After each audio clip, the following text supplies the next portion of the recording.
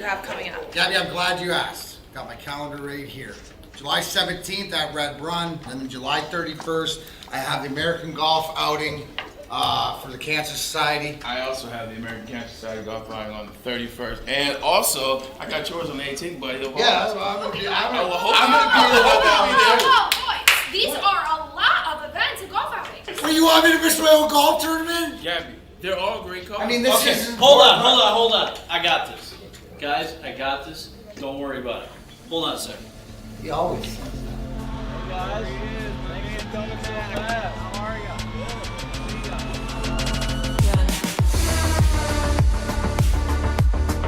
Remember the guys from Randy Wise, right? Sir.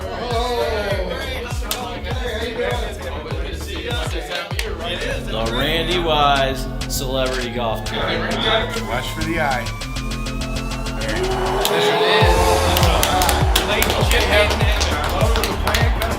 Stay tuned. It's the Randy Wise Celebrity Golf Tour. Some of the biggest names in Michigan sports, and some, well, not so much. Brought to you in part by Premier Security Solutions, Fairway Packing Company, and Swiss Insurance. Watch episodes at woodwardsports.com. What up, though, everybody? Welcome back to the Woodward Heavyweights live on woodwardsports.com. Make sure you like and share the stream. If you're listening on an audio platform, leave that 5-star review. 5-star. It helps more than you know. I'm Spencer Raxter. He is, what was it? What? The name they gave you yesterday in the chat. Oh, man, I can't remember. I'm thinking Splash Tugboat. Zone Spinning? Yeah, tugboat. Tugboat. Tugboat easy. He is Tugboat. We've got Chris Platty in the TD booth and JB Smooth on the ones and twos. JB added a few new drops to the mix, and I heard we have Chris's audio fresh out of his Wisconsin trip. Can you play that for us, JB? I'm not gay no more. I am delivered. I like women. So there it is. Chris is back in the fold, and he's Got ready it out to of his go. system. We are going to have Matt Broder on to talk some Lions. Chris just has a fucking yearly purge. Yeah, just yearly He gets it just all goes out to of the Wisconsin. system. He has bangs a shit ton of dudes and just gets it out. Yeah, I mean, you know, you got to do what you got to do. Dude, Get it out of the system. I honestly hope my boy does not stay in Wisconsin another year because I am never going back there again. That shit was trash. Why don't you make him come visit you? He does. I just, to be fair, I went Come to and visit see him. me for once. Come and see me for once. You'll never come to me. That means you're the girl in the SZA did relationship. that song better. Did she? Oh yeah, How about she didn't make the original? So no, she didn't. yeah, but she did it better. We'll see. I haven't listened to it. But we have a lot to talk about. A lot coming out of Lions camp. A lot coming out of interviews. We've got some Jared Goff audio. We've got some Matt Patricia You motherfucker. Dan Campbell. How dare you audio. say the name? We've got a lot What of is different wrong with audios to listen to and react to. So I'm excited to see that. But I did actually see the new Spider-Man. You did? Yeah, and I see why you guys like it so much. Chris, do you have the, Oh, you're the trolling graphic? me. This is my favorite Yes, scene You're trolling. from the new Spider-Man movie. What is it? Oh, I love that. Oh. That was a I great didn't peep drawing. that. Great drawing by Miles. Did you actually see Spider-Man? No, I haven't seen it. I yet. fucking knew it. It's crazy. Like you're not good at lying, but you're good at bullshit. You're just good at being fake mad. That's what it is. Good at being fake mad. Yeah. I think I'm just a convincing person, and Well, that wasn't convincing at all. I knew you didn't see it. I'm a good actor. Acting's easy. I'll stand by that. Like, you put me in the right role, I'll win an Oscar. Yeah, in the right role. I can act. It's like a Jared Goff situation. You gotta have like the right pieces Got around the you. right surrounding pieces. But I There feel like you have actually, it. no, our little bits we did, they were fire. yeah, I feel like And acting. we just did them off the fucking. Acting is not hard. No one can convince me that acting is hard. All right.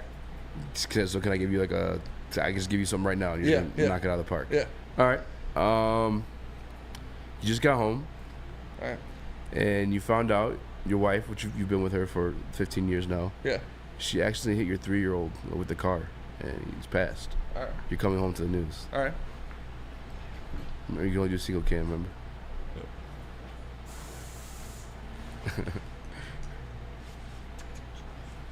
Hey, honey, I'm home. Hey.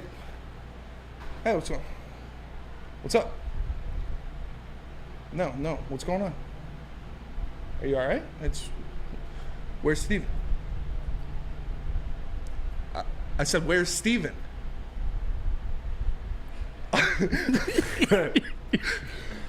Our son, our child, our 3-year-old child, Steven, where is he?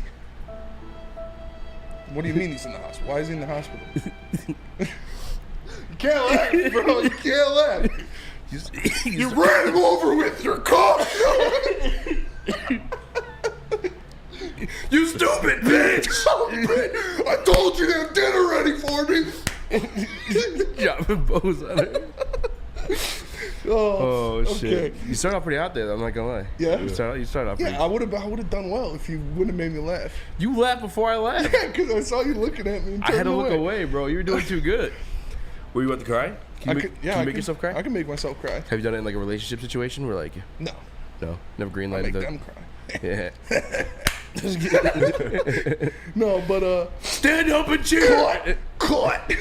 You never seen that video? No. We popping big bot. You've never seen that video? No. The dude drinking Hennessy in the car? Nope. Shit, if I do it. Shit, if I. We need that drop. That's the drop we need. No one even knows what you're talking about. Right None of you have seen that video? JB, do you know what he's talking about?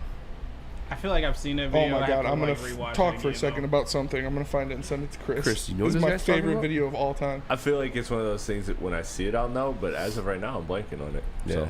Maybe just bad at reenacting.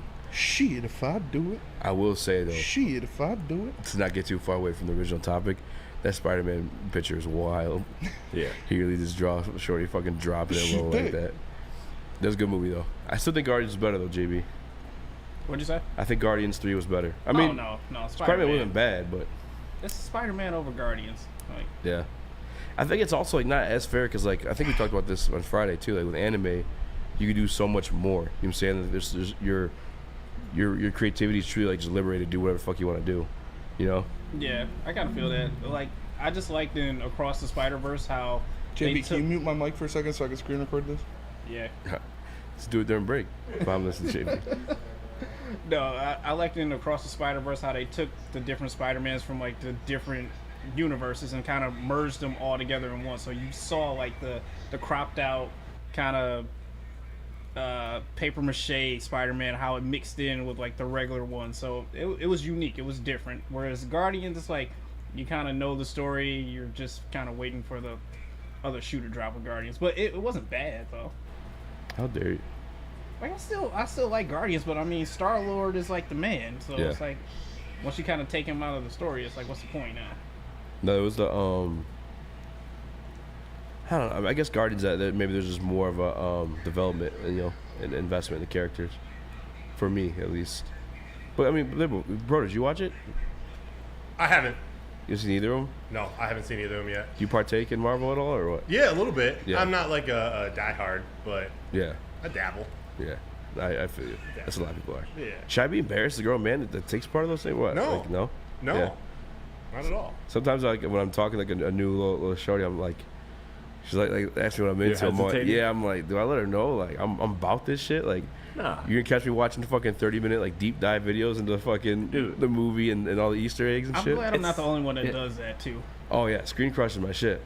Oh, Screen Crush and New Rock I Stars. have to. I have to. Me too. I have to There's watch so those much. because it's just so many movies. You can't keep up with it. And dude, it's the highest selling franchise right now. So like, if she's Yeah. gonna call you a nerd, like it's like, all right, find a cool guy then. Yeah. Because chances are they're gonna be at that movie too. Exactly. Bitch. No, I'm just kidding. Yeah. Why'd you kill Steven? That's why on my first dates, I bring a documented 30-page encyclopedia about the lore of One Piece. And I just open it up and I just start going. And, if they don't fuck with it, they don't fuck with it. But do you ever see that one video? It's like this girl being like, if you had 24 hours with me, what would you do? And it cuts to this guy with like a dinosaur, like a Jurassic Park like room. And he's got the safari gear on. He's like, now the Tyrannosaurus actually has longer arms than the Stegosaurus. And he's just like sitting there going through. Rich Diana in the Woodward Sports Chat says I do a great Jack Black. I appreciate that. You I've also never just tried Jack to Black. do it, but I am I just feel like you just Jack Black's doppelganger, like all the goofy shit Jack More. Black does. Give the people what they want. And also something that people want. They want extendo glizzies. And Chris, you got my this God, graphic. yes. Can you throw this up for? This is a heavyweight icon if I've ever seen it. 32-incher. Got that fucking thing on him. A 32-inch hot dog sandwich. Giant dog, giant hat, giant man. Conquer this 32-inch hot dog yourself, available for purchase at Friday's home opener. It's the Winnipeg Blue Bombers. We're doing a Canadian Football League pick'em on BDE, and I'm taking the Blue Bombers every fucking week because they're charged off the Turbo Glizzies. That's wild. I got another before that one. There's a W on the hat for Wisconsin. Chris recently visited a couple 32-inch Glizzies. Had a great time. No. Found yourself. Chris, No did you way. get that video? No way. I'll check Slack now. Should be in Slack. Yeah, I got it. It's fun. This is the best video Yeah, of give me all a second time. to One pull of it my up. favorite videos of all time. Shit, if I do it, I'm happy for you guys to experience this for the first time. I 'cause feel it's like I fucking don't see hilarious. it. I hope we don't let you down. But we got a lot to talk about today. We're kind of all over the place right now. I'm a little Jack Black. Jack Blackish. Jack Speaking Black of and June, speaking of June, there's this. Yep, there we go. Mavericks workout dick. I had a possible dick. And number 10, Dick could give the Mavs a hot hand. Yo, Well, they're wow. that is a legitimate That's Bleacher Report for sure. legitimate headline. Is it not? Who is it? Yeah. Mavericks workout dick. Yeah, Gotta love it. I know a couple of the guys over at Bleacher Report, and they would definitely do that. Shout out to my guy Wes. Gotta love working out dick. He could work. All right, you got Another the video? Chris Wisconsin reference. All right, play this video. I'm happy for you guys to What's good? You know what it is, man. Louisville's on stress, man. In the building, Fort Wayne, Indiana. We here, man. We made it, man. Brought all the good shit out, man. Brought my good necklace, brought my good earrings, all my good shit, man. So, ready to turn up. Brought my, we keep them on deck. We keep them on deck. We down here popping big bottles. Popping big bottles.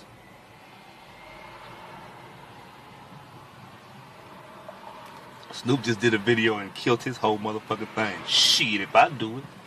Shit, if I do it. I can do it, man. I ain't gonna let that nigga show me up, man. Damn, you done drunk half of it already. Nah, you ain't. I don't need no narrators. It's just me. They only supposed to hear you. I ain't gonna let him show me up.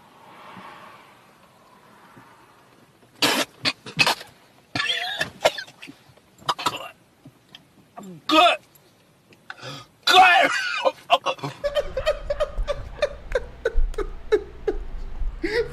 Oh my we popping God. big bottles. He's got the fucking shooter. Big bottles. I love that shit, man. It's the ending for me. Good. That's what he's saying. That shit's good. That's good stuff right there. That was hilarious. You didn't laugh though, Chris. I So was how hilarious laughing. was it? Yeah. I was laughing. Was it Chris is fucking that LOL? that's so funny guy. Yeah, Like when some no. dude walks That's up to him at crazy. Pickles and is like trying to hit on him and tells him a story. He's like, oh, it's so funny. No, but when I was going to Florida, like we brought shooters on the plane, and I had shooters of Absolute, and the flight attendant comes up to me. She's like, you're not supposed to have shooters on the plane. Like you can't have any alcohol. And I was like, this is water. And she was like, no, it's not. I was like, honey, you're charging $5 for Dasani. You better believe I brought my own water. And then she was like, at that point, she was like, all right, that was kind of slick. So I'll just let it walk. And then I finished my shooters on You the called plane. her honey? No, you Yeah. didn't. You make this shit up. I was super drunk. Chris. I I can see you that drunk for sure. I was blitzed already. It was like 5:30 in the morning. That makes too. more sense. Yeah. Shit, if I I do see it. you hitting on the opposite team when you're a little wasted. Yeah. That was cap. Shit, if That I was do- cap. Oh, yeah. He was, Listen, trying to swing for somebody who doesn't swing for the I'll pull out the honey bag, but ain't no way that was. I seen you the were fucking capping on claws that going one. like, you're so funny. Stop. Stop. You remember when he grabbed the beer? Yeah. It's like a crane machine. Like, well, here is your beer. But we got a lot to talk about today. We promise it's going to get Sorry, more on Chris. track. We're going to talk about the Lions. We're going to talk about Man Jared just Goff. took a fucking shit ton of abuse. It's only the first segment of the fucking show. we have Matt Broder Sorry, in the bro. Maz chair to talk about some OTAs. But God first, love you, dog. let me tell you guys about Lady Jane's, because you can walk into any Lady Jane's for an award-winning haircut experience and automatically enter for your chance to win not one, but 2 vehicles of your choice, courtesy of Les Stanford Buick GMC of Ferndale. That's right, 2 cars, 1 for you and 1 for your wife, girlfriend, or best bud. Lady Jane's open 7 days a week. Walk in anytime. It's wicked awesome. The only sports network in Detroit that starts with a W. Because we win. Woodward Sports, Detroit's winning sports network. The Sports Marketing Agency would not be who we are without great community partners like Higuera Health and Carol Zaniga. It's an awesome opportunity to partner with your organization. Higuera Health is a comprehensive behavioral health organization. We serve children through older adults with mental health, substance use, and developmental disabilities across Western Wayne counties, and really excited to now be in downriver communities as well. Give us a call at 734-458-4601. You have an opinion? Make sure it's seen and heard. Corner, jumper. Tweet us, hop on the YouTube chat, slide in the DMS at Woodward Sports on all social media. What up, though, everybody, and welcome back to the Woodward Heavyweights live on WoodwardSports.com. Shit, if I do it. For the man on my left, the one and only Speak Easy, I am Spencer Raxter. We got Chris Platty in the TD booth, JB Smooth on the ones and twos, and we are joined by Woodward Sports Lions beat reporter, the man, the myth, the legend, Matt Broder. Let's go. Let's go. So close, lads. What's up, boys? How you doing, man? How you doing? I'm well. How about yourself? Good. Feeling good. I'm feeling like shit, but we're here. Shit. If I do it. How's practice today? I wasn't down there. No? Gabby was down there covering it for Woodward Sports. She's our Detroit Lions beat reporter. Okay. But we've been chatting. We've been following things on social. It seems like it was a day a lot like how you guys opened the show. Just a little fun, a little all over the place. Yeah. It's the dog days of summer for them, too. What's been the vibe down there, though, for so far through OTAs? I think it feels like they just want to hit each other. They want to hit something. Hell yeah. You know, they're right in the middle of this is now their mandatory minicamp, right in the middle of all their OTAs and minicamps. And you can tell from questions reporters are asking them to different things Dan Campbell's saying in the press conference. It's just like they're getting a little anxious. They got all this pent-up energy, and they want to let it out. Yeah. It seems like they've had some good competition out in the field, so it was one of those days, it seems like. Have you, obviously you've seen the reports about Dan Campbell the other day saying that the Jameson Williams liking the tweets was no big deal, and then Jared Goff comes out today when he was asked about it, and he says, like, oh man, you guys must be bored, huh? So is that kind of swept under the rug? Like, nobody's worried about that anymore? Yeah, I don't think it's a big deal to them at all. I think they, a lot of people speculate, like, Jameson, like, why are you doing these things on social media? And you might agree with some and agree with others, but it's like, I don't think they read into him liking a photo of Lamar Jackson at all. I think he and Goff have a good relationship off the field and are building one on the field. And that comes with growing pains. And we saw some clips from, I think it was last week, not getting into it, but they were talking after a misplay, a misroute, something. They're working together. Jared Goff is coaching him up. They're trying to get in that rhythm, which I'd like to see. I'd like to hear them air this all out now.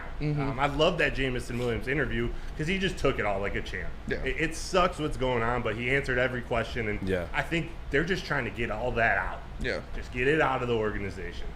What do you I saw a tweet today. It was about the Lions defense kind of dominating the offense. It's both from Tim Twentyman and Pod as well. Is that what you saw out of the little bit of OTAs you got to witness? I think so. I think, the reports coming out that the offense has been struggling. They're not in the rhythm that they would be mid-season, which, of course, they got new pieces. They got rookies in there. That's what happens in minicamp. So I think that the advantage in minicamp is always goes to the defense. Maybe in years past, the Detroit Lions offense has dominated the defense in minicamp just because the defense wasn't that great. Now they got vets in there. They got up-and-coming young stars that want to make a difference. They're known for talking. They're known for chirping. And I think we're seeing a lot of that out. Dan Campbell talked about in his press conference what that energy. What's the word? That energy that the chirping can do to an offense, frustrating them, learning how to deal with that, and also learning how to give it back with your actions. He talked about that in his press conference today. So, I don't think it's anything they're running away from. They want that energy. They want that all that chirping so they can work through how to deal with it all too. It's a mental game, and I think that's probably the theme of these mini camps. It's getting the mental side right. Yeah. Getting the rookies up to speed in the playbook, dealing with everything that's thrown at them. It's that's what I take from it. Yeah, and like little injuries and stuff going on like that. Like we heard about obviously the Jahmyr Gibbs one was squashed. He's back out there. He's making plays. We heard Malcolm. The Montgomery and the Malcolm Rodriguez ones. Is that something that's lingering, or are those guys still out there just ready to go, like little mishaps? I think they're lingering small injuries. I don't know to what extent. Dan Campbell didn't seem to think anything serious about it. You know, he said right in his press conference, there are going to be 20 to 30 guys not practicing today, but he's not worried about any of them. So I just think they're taking it cautious. I don't think they're worried about David Montgomery learning the playbook or getting in a rhythm. So it's like, hey, if you're a little banged up, you got some ankle injury, whatever it is, I think it's an ankle injury, just take the day off. Take the mini camp off. He's there. They're all there. This is the mandatory mini camp. So they're getting better in other ways. He doesn't need to be out there going full speed. Yeah. In terms of like the offense too, I guess like pieces that are new to it that I was curious about, and if you see him getting active at all, is like Marvin Jones or I guess Sam Laporta. What has been like your assessment of their involvement within like the first team reps? Yeah, I didn't see Marvin Jones today. I didn't see what he looked like out in the field, but from the drills I saw last week, or the last time I was at minicamp, he's that leader of the wide receiver group with Amon-Ra St. Brown. Marvin Jones might even be the vocal leader of that group. The way he and Amon-Ra attack the drills, it was refreshing to see. You could see all the other younger wide receivers follow them. I see you guys, and I know it just walked by. Yeah, sorry about that. No, hey, you can. I gotta find a way to get back into Sam Laporta, my Sam Laporta. Shit, if I do it. Shit, if I do it. No, but it seems like every practice that goes by, there's another good thing said about Sam Laporta. Jared Goff praised his ability to learn from his mistakes and not make the second mistake twice. He's out there catching passes, he's getting open. He says he's not doing everything perfect, but he always seems to correct his mistakes and learn from them. And even Jason Kabinda, there was an interview he did with Danny Rogers from the Detroit Lions on her off the huddle.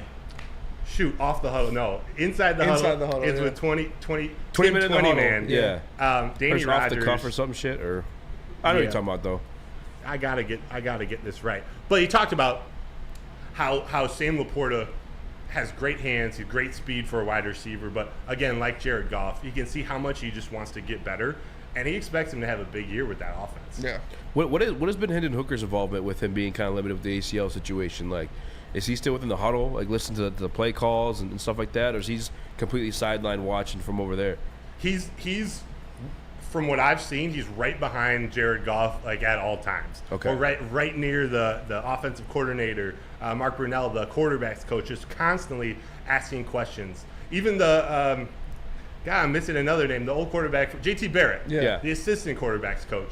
He's constantly trying to learn this new offense for him and just try to get as much experience as he can without actually going through the plays on the field. So I think it's one of those things. We knew Hendon Hooker. He was elite mentally coming out of college. He's got the injury, and he's showing what kind of leader he can be just by his actions off the outside of the starting lineup. Yeah, and I love to hear all of that about like learning and these young guys going along, and I'd like to hear your insight about like what they're doing to kind of help mentor them, because we saw the young guys, the rookies, have so much success last year, kind of being thrown into the fire, having starting spots. Like, how are these young guys being coached up? That's like pushing them forward. I think it's a lot of the coaching, which is the experience that the coaching staff kind of across the board has having played in the NFL, and also these new veterans that they've brought in. They're not guys that talk a mean game and are just waiting for the season to start to bring that energy to Detroit.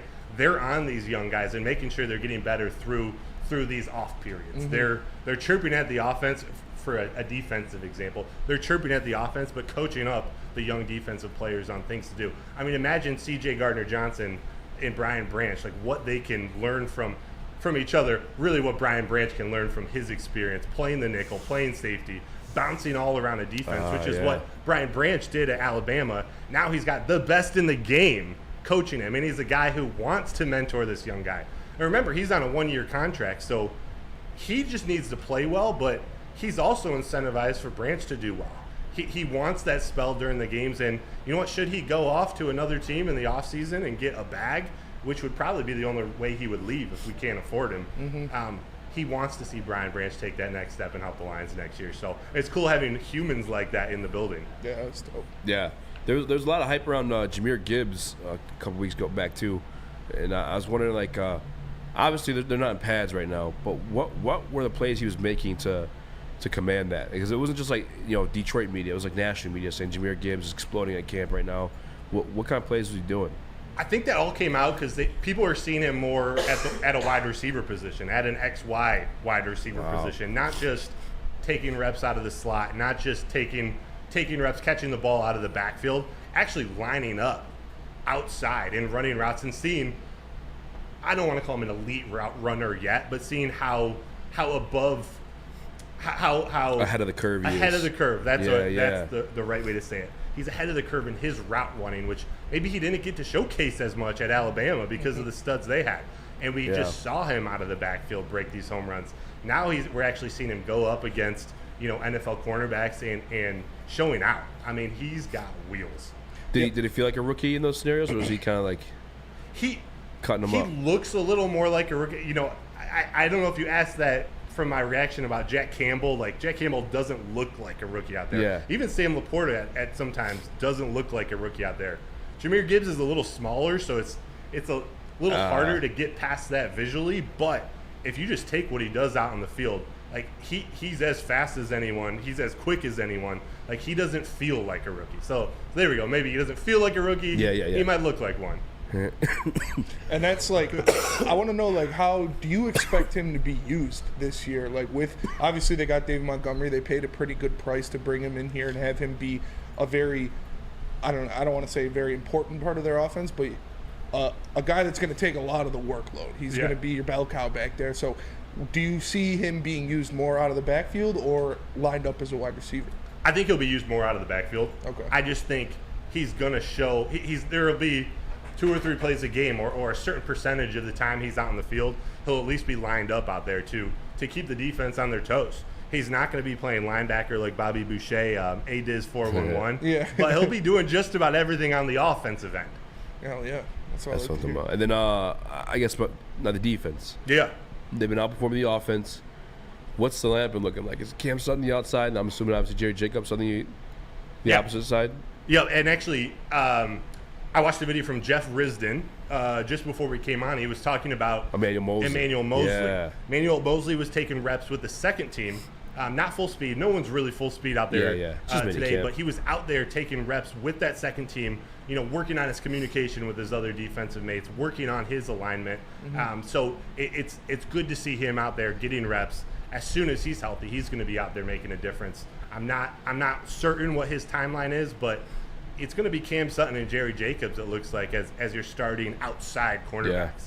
And we know what kind of we know what kind of energy they both have. Especially Jerry Jacobs, having seen him for a couple of years. Like, this is his moment. He wants this right now. He's got an opportunity to shine before Mosley gets back, and I don't think he wants to lose that job.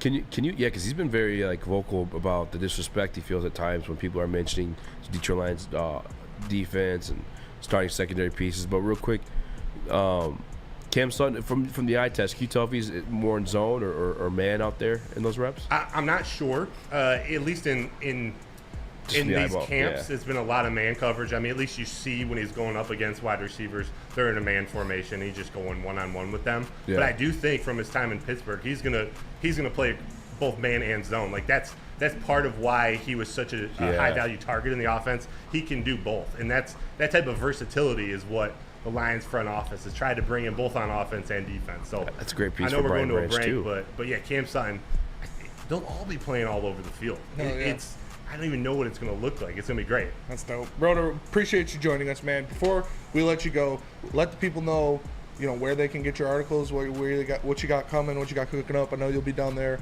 tomorrow, and so we're going to have you on again Thursday to pick your brain about what happened in camp yesterday. So let them know where they can get more Matt Broder. WoodwardSportsNetwork.com. That's where all my articles are published. I'm the Detroit Lions beat writer for the Woodward Sports Network. Our team with Gabrielle D. Phillips is our Detroit Lions beat reporter, and Terry Foster, Uncle T. Foss, is our third arm of our Detroit Lions beat team. So let's go. Find me on WoodwardSportsNetwork.com. There'll be a Jason Cabinda article coming out first thing tomorrow morning. Hell yeah. OnlyFans/BroDaddy. Yeah. OnlyFans/Big Broads. We appreciate you, Broder. Of course. As always, thank you guys. You're the man, and can't wait to have you back on man. Thursday. I love you, Broder. See you Thursday. Hell yeah. Easy. Yeah. Tell us about Randy Wise. You tell you about Randy Wise? Yes, I do. You look at me. You want me to tell you about Randy Wise? I do. You should know about Randy Wise. The Oh, one place to go wise to guys. join the Celebrity Golf Tour. You want to have a good time with the Braylon Edwards, the Dan McKays of the world? You have to walk into a Randy Wise Automotive Shop today. It's the only chance, the only opportunity to join the Celebrity Golf Tour with guys like us, huh? Capiche? Woodward Heavyweights. We'll be right back. We don't like to brag that we are the toughest sports network in Detroit, but we do have a guy named Darren McCarty on our side. Woodward Sports. Since the dawn of moving people, Chevrolet has led the way. The world of transportation is changing. At Feldman Chevrolet, we are leading the charge forward. With every electric vehicle, every mile traveled, one Feldman at a time.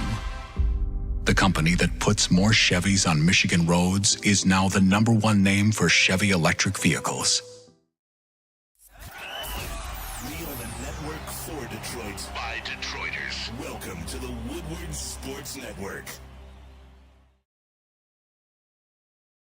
What up, though, everybody, and welcome back to the Woodward Heavyweights live on woodwardsports.com. Make sure you like and share the stream. If you're listening on an audio platform, leave us that 5-star review.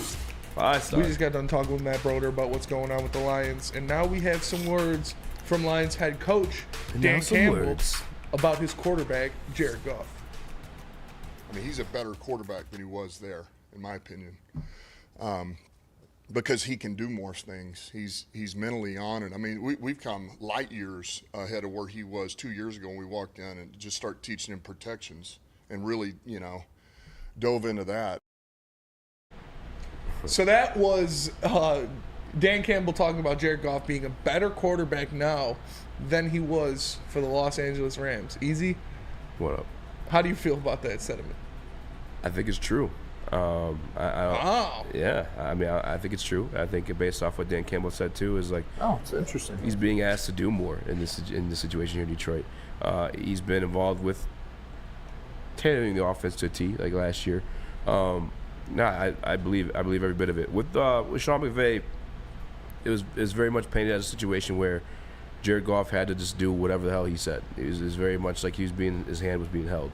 And part of that, him like growing from that is like, yeah, he's still in his 20s. You know what I'm saying? This guy's still like maturing as a professional quarterback. So I don't necessarily look at that as a bad thing or Sean McVay's fault. I think you see Jared Goff just grow, just in general. His time here in Detroit especially. I mean, 2021 was fucking horrendous. I don't care like what anybody wants to say, that shit was god awful. There was very bad quarterback play at moments of 2021.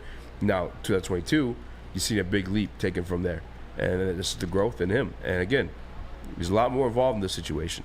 I'm talking about the audibles. I feel like even more so from like a leadership standpoint too. Like I think people forget how young he was in the Los Angeles Rams situation, but I have no issue believing that. I think I could see that wholeheartedly. Yeah, the guy obviously spent the beginning of his career in LA, so he was learning how to play on the NFL level. He did have some success, but now, yeah, you could see him being a more complete quarterback than he was. Obviously, he's much better last year than he was when he started the season, or he started his tenure in Detroit, but that also plays a factor into Ben Johnson tailoring the offense around him, providing him with more weapons, with guys on the outside and guys in the running game that can make plays. So, yeah, I'm not worried about that. I'm not saying no poo-poo to that. It makes sense. The guy is growing as a player. He is more complete as a player, and we saw him have one of, if not the best year of his career last year. And I expect a similar output from him this year. I expect him to go out there and have an equally good, if not better, season than he did the year before. Yeah, I don't get the people in the comment section saying, "Oh, Easy's gonna be mad. Suck it, Easy." Like, why would I care? It's an observation of Jared Goff and his growth as a quarterback. Like, why would that upset me? He's also like the quarterback of my football team. Like, I'd love to hear that shit. I don't know why that would piss me off. No, you're. I think people are taking that to a whole other extreme if they're thinking it means like he's your guy, the future, clear cut. And I'm not saying that's not the situation either, but like what people are trying to stretch this into, I don't know. I maybe need to call in and let me know, because what is there to be taken away other than like what was said, Yeah. And it's true too. What do you say, Chris? I was just gonna say, you've literally said those exact words whenever you've slandered Jared Goff. Is you're like, I hope I'm wrong, because that means the Lions are winning games and everything is good. So you've literally said that several times whenever you've talked about Goff, is just wanting him to be the best he can be, because ultimately that brings wins for the Lions. So I don't get what they're reaching at. They're reaching for sure. And I mean, on this very show, I told you guys to have a very good season last year. I was arguing against Cheese Nips that this offense could be just as good as the 2018 team. And that's when we got into Farrell Cooper. You may hear us bring up as like a little insider. That's what that stemmed from. You know, it's like I think this offense is more complete than what he had over there in LA. Especially now, you bring Sam Laporta into the fold, and if he's what you truly expect him to be, obviously Jameson Williams comes back. That offensive line is just tremendous help to Jared Goff. DeAndre Hopkins. Signed DeAndre Hopkins. I mean, shit. That I wouldn't be surprised, man. I don't know why people are pretending I'd be upset about that. But yeah. You don't want him to have success. Now, what do you expect out of him next year? This is the tough part. Is last year, although I expected him to have a good season, he definitely surpassed my expectations in terms of like turning the ball over. And this is the part where I guess some of the people in the chat try to talk their shit. They're gonna get upset again. But like, I do expect a little bit of regression in terms of like turning the football over, because like, you just don't see that. You can't expect 7 interceptions out of him. Yeah, I think it was like 309 consecutive passes without like a turnover. That's like the 5th best streak in the NFL history. Like, to expect that again would be insane. But if he does it again, then I think I have to change my tune a little bit in terms of like what he is as a quarterback, you know. But I'm still never a fan of paying guys a tremendous amount of money unless they're doing Patrick Mahomes shit on the field. But if he's keeping the ball clean, I mean, that's the number one thing you'd ask for out of a quarterback. If you have a quarterback that's keeping the ball clean, he doesn't have to be Patrick Mahomes. You can just win the games. It's just like when it comes down to big moments, I don't know if you count on him to necessarily make those plays. And I bring up the Buffalo Bills game as an example, to throw to DJ Chark. But, so, I mean, he's been in the Super Bowl before playing that style. And if he's an upgrade above that style now, if we're all in agreement with that, Dan Campbell included, maybe he can go out there and get you something. I don't know. I mean, this defense, this is a team game. And the defense is looking damn good this year too so far. So, I don't know, man. I don't remember the original question, but what were your expectations of him next year? My expectations of him next year? You want numbers? Yeah. Okay. What did he throw for last year? 38, 37, something like that? 38, I think, yeah. 38. 38, 20, was it 27 and 7 or something? I'll pull up the numbers real quick. Jared Goff, 2023 stats. Let's go. It's 4,438 yards, 29 touchdowns, 7 interceptions. Dude balled last year. All right. 65.1 completion rate. Give me 4,069 yards. Nice.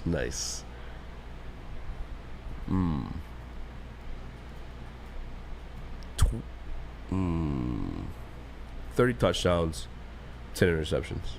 Okay. Fair. Yeah, that's Pro Bowl season. Yeah.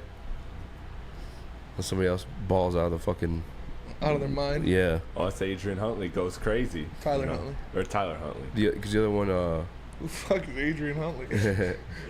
I don't know, but he might be Goff's next rival. Yeah, he could be. I heard they signed him from the practice squad. Well, he's our real back a little bit on the yards a little bit. Is I think you're gonna be running the ball more. Yeah. I think Dave Montgomery is a better piece than what old boy was. Matt Broder says 2023 MVP finalist Jared Goff. Yeah, you feel that way? Yeah, I feel that way. MVP finalist. Get out of here. You're telling me if his stats don't get a little bit better, and the Lions have 12 or 13 wins, win the division, host a playoff game, that his name shouldn't be in consideration for MVP? Shit. Cut it. Cut. No, but I do feel that way. You're a psychopath. You can't see that happening? No fucking way.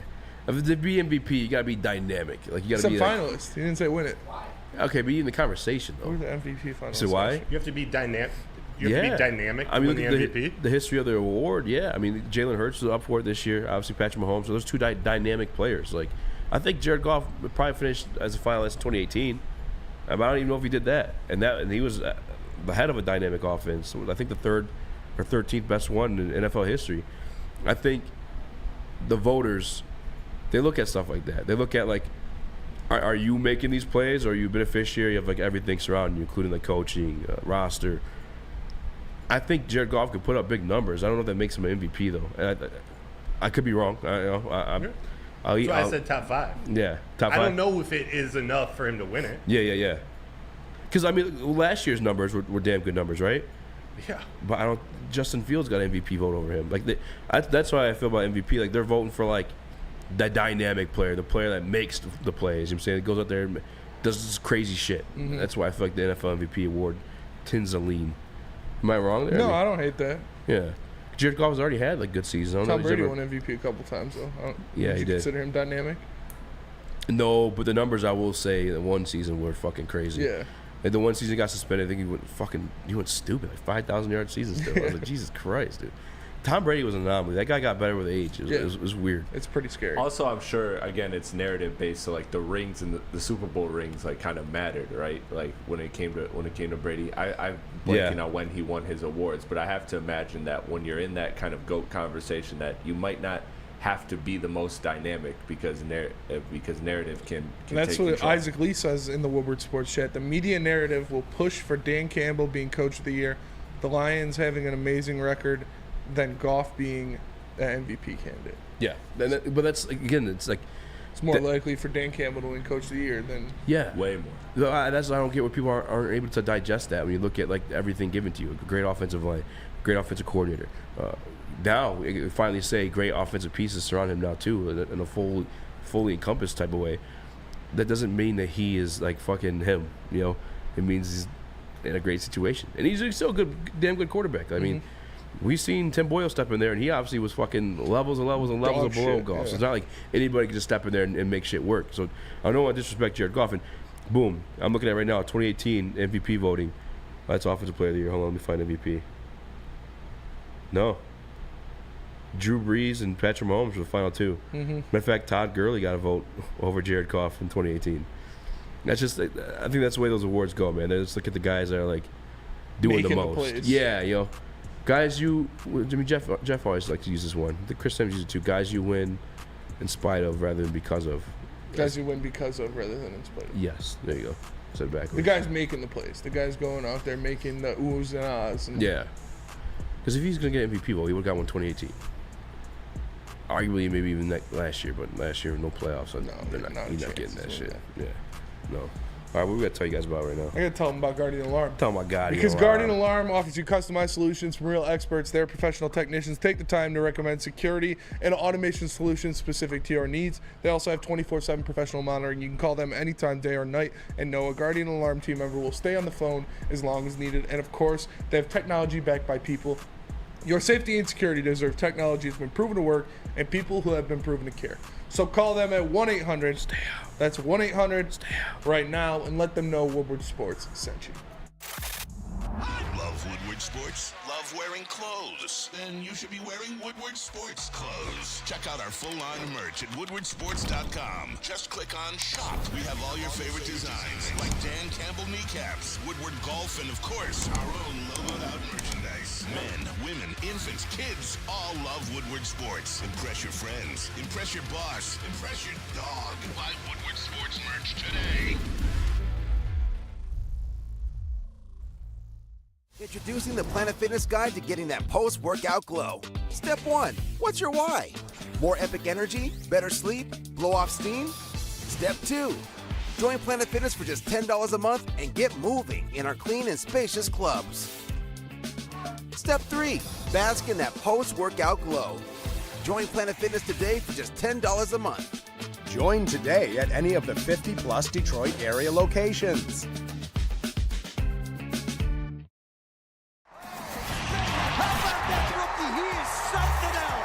All of Detroit's sports teams live on Woodward. All of Detroit's sports coverage lives on Woodward Sports. Driving the best in Detroit sports coverage.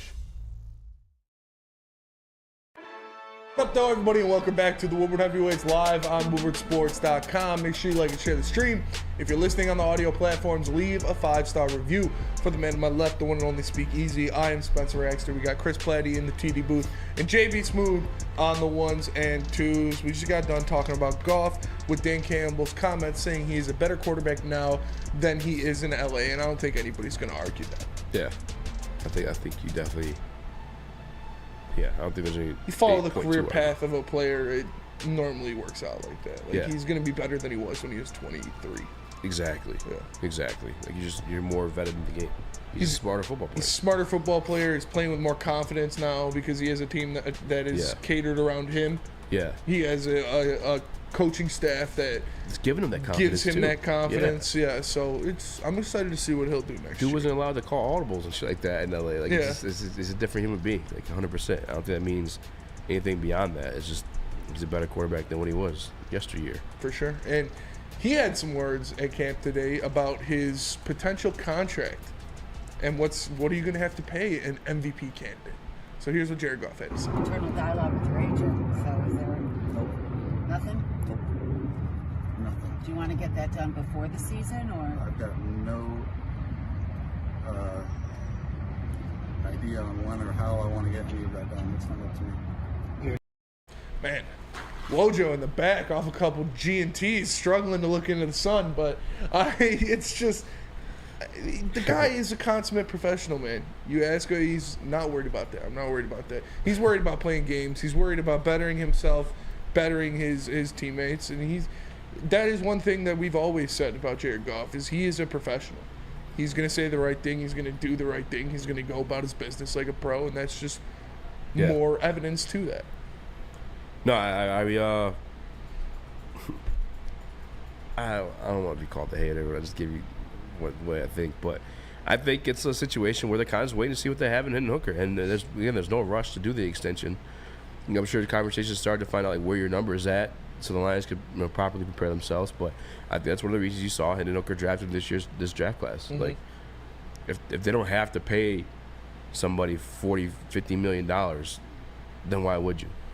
Especially if you feel like you have a great system in place, and you can't tell me that although he's better than what he was in LA, you can't tell me that the absence of him, if Hendon Hooker isn't what you expect him to be, is like detrimental to the team, because I think a lot of people believe Hendon Hooker is every bit of that, or can be at least. Obviously, time will tell. People have been number one overall picks, supposed to be great quarterbacks, never panned out in that situation, so can't say the same about Hendon Hooker certainly. But I think that's what his contract extension is really going to be based off of is both his play and Hendon Hooker's development as a quarterback too. Brandon Bowlesby, I'm like convinced this guy isn't a real person. He's just trolling, I think. Or it's Jared Goff's burner account, but he says they need to sign him to 4 years, $200 million right now. What is the highest price you'd pay? No, hard pass. I mean, me, if I were a GM, if I'm in Brad Holmes' shoes, it's a Daniel Jones type deal. It's a Geno Smith type deal where it's like the 3-year extension. I'll pay you these first 2 years, and then I have an out on the third, or second or third. Like, and in all reality, I think that's what's going to end up happening here. And again, it's really going to be based on what you see out of Hendon Hooker. If Hendon Hooker doesn't show any type of promise, and Grant's going to be given some time to show some promise because he's healing from the ACL injury alone, then maybe get something longer. But Brad Holmes doesn't seem like a splash money type of guy, And I get the quarterback position is the, what do you call it, with the extension to the rule, or what I don't know fucking word I'm looking for. Exception to the rule. Quarterback position is always that, but contracts is getting so like innovative too. Like I just heard Joe Burrow's contract is going to be based off salary cap percentage, and it's just going to continue to grow with the salary cap. Now I wonder if they're going to be at that 12% with that one or not, but we shall see. But I can see a world where Jared Goff gets a 3-year extension. That would be wild. What? That kind of contract? Yeah. It's percentage based rather than a set number. That's smart. It is smart, right? Yeah. I mean, that's how it should be. Especially again, the quarterback contracts more than any other one, just getting insane. There was when they had the ownership meeting and stuff like that, there was a couple votes that they wanted to make the quarterback its own salary cap pool away from like a team, because this is how much it affects the team at this point. I have so much snot building up in my face right now. I gotta spit it out and say, go ahead, talk, so I can take care of this thing. Okay, yeah, it's I don't know exactly what I'd be willing to pay for him, but I agree with you. If you're gonna extend him, it would be around a contract like that. It's a team-friendly contract, team-friendly deal, no long-term crippling contract like you've seen with a Dak Prescott or a Russell Wilson or something like that just destroys the team and they can't do anything around that. So if you're going to extend him, I think it should be, like you said, to a shorter-term deal with a couple of years at a good price and see how it rides out, because you didn't draft Hendon Hooker for no reason. Yeah, and then to the point, too, where like DNC Entertainment kind of all caps us real quick. He said, why would not extend him okay, let him walk for nothing. I don't think that'd be the scenario. I think Jared Goff, again, you're forgetting there's this year and then next year. This isn't the last year of Jared Goff's deal. So they have the flexibility of not getting the deal done this year, and he's then a trade asset, possibly. It's still quite possible they extend him too, but I think it's really dependent on what they see again out of him this year and Hendon Hooker. Like this year is going to be pivotal for the future of the Detroit Lions franchise. At least not, if not the franchise, for sure the quarterback position. That's just how I feel. Broder, you seem to be more of a Jared Goff flag toter.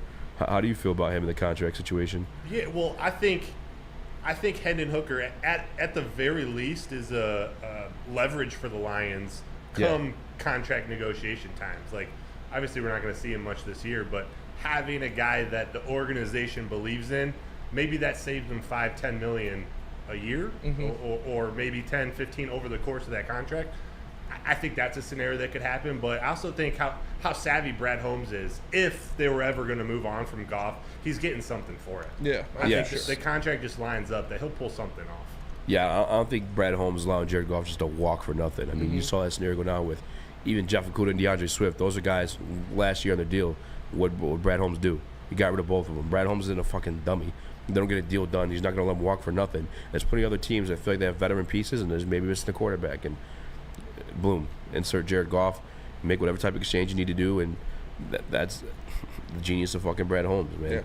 I mean, if anything, the golfer's going to hate this for sure, but like in a perfect world, that'd be like ideal because you're getting assets back and you're also having someone step into place that could at least play to that level. That's really it, man. Really just waiting on Hendon Hooker, and it's more just fable, or I don't know the fucking word, just something that's not there existing yet. Yeah. But I have faith in it. I believe in it. Where you with the Hendon Hooker shit? No, I believe in it. I mean, you that's guys why he love was Brad drafted. Holmes. Everybody loves Brad Holmes and his draft picks. Like, Hendon Hooker was one of those draft picks. I don't think they would have just wasted a pick that early on a guy that they have no faith in or they don't believe can become anything. So I'm excited to see what he can do and what going forward. And yeah, that's an option that kind of unbends you over the Jared Goff barrel, where you have a guy like that can do something, as you know, hopefully build into something rather than having Nate Sudfeld and David Blau as your backups.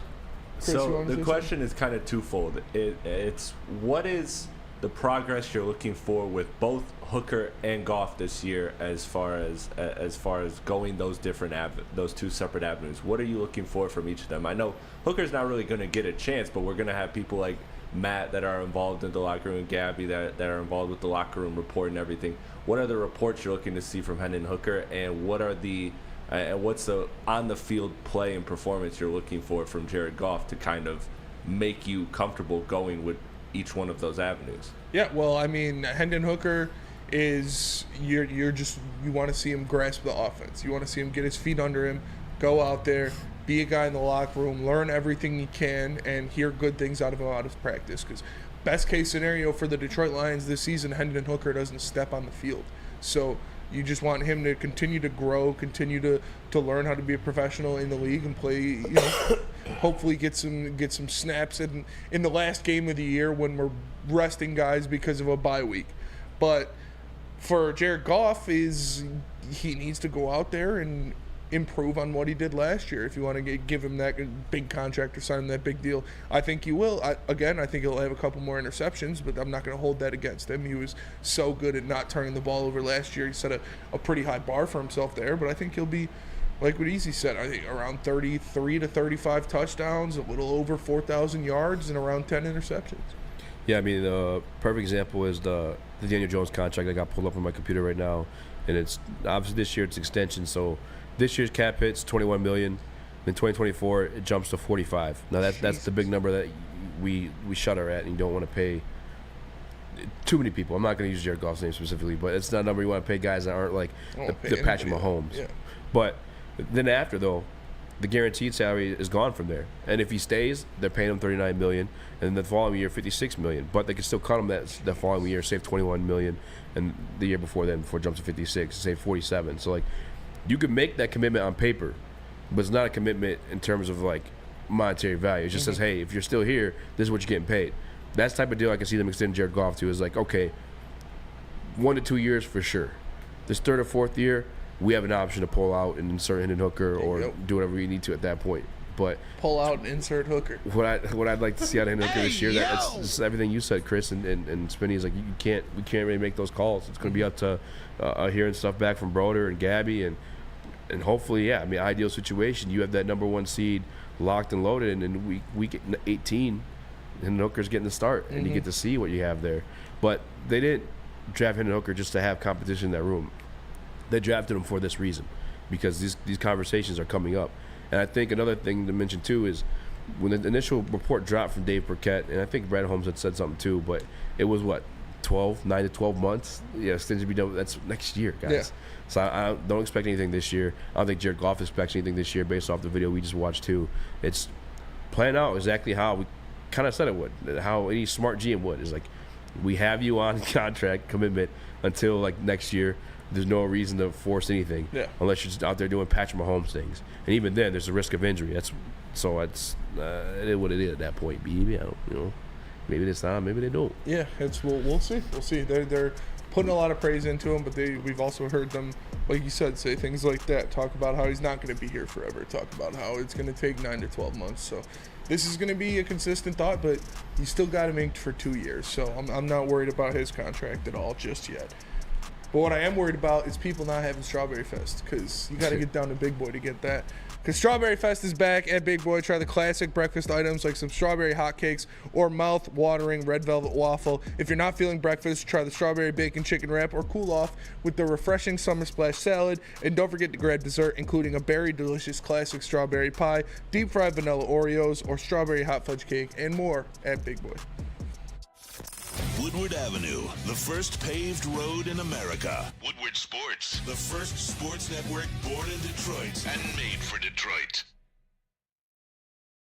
Walk into any Lady Jane's Haircuts for Men for an award-winning haircut experience and automatically enter for your chance to win not 1, but 2 vehicles of your choice, courtesy of Les Stanford Buick GMC of Ferndale. That's right, 2 cars, 1 for you, 1 for your wife, your girlfriend, or your best bud. Lady Jane's Haircuts for Men, open 7 days a week. Walk in anytime, sign in, sit down, watch your favorite team play, and before you know it, your hair will be game ready. Let one of our talented, award-winning stylists make you look handsome and clean. Lady Jane's Haircuts for Men. It's wicked awesome.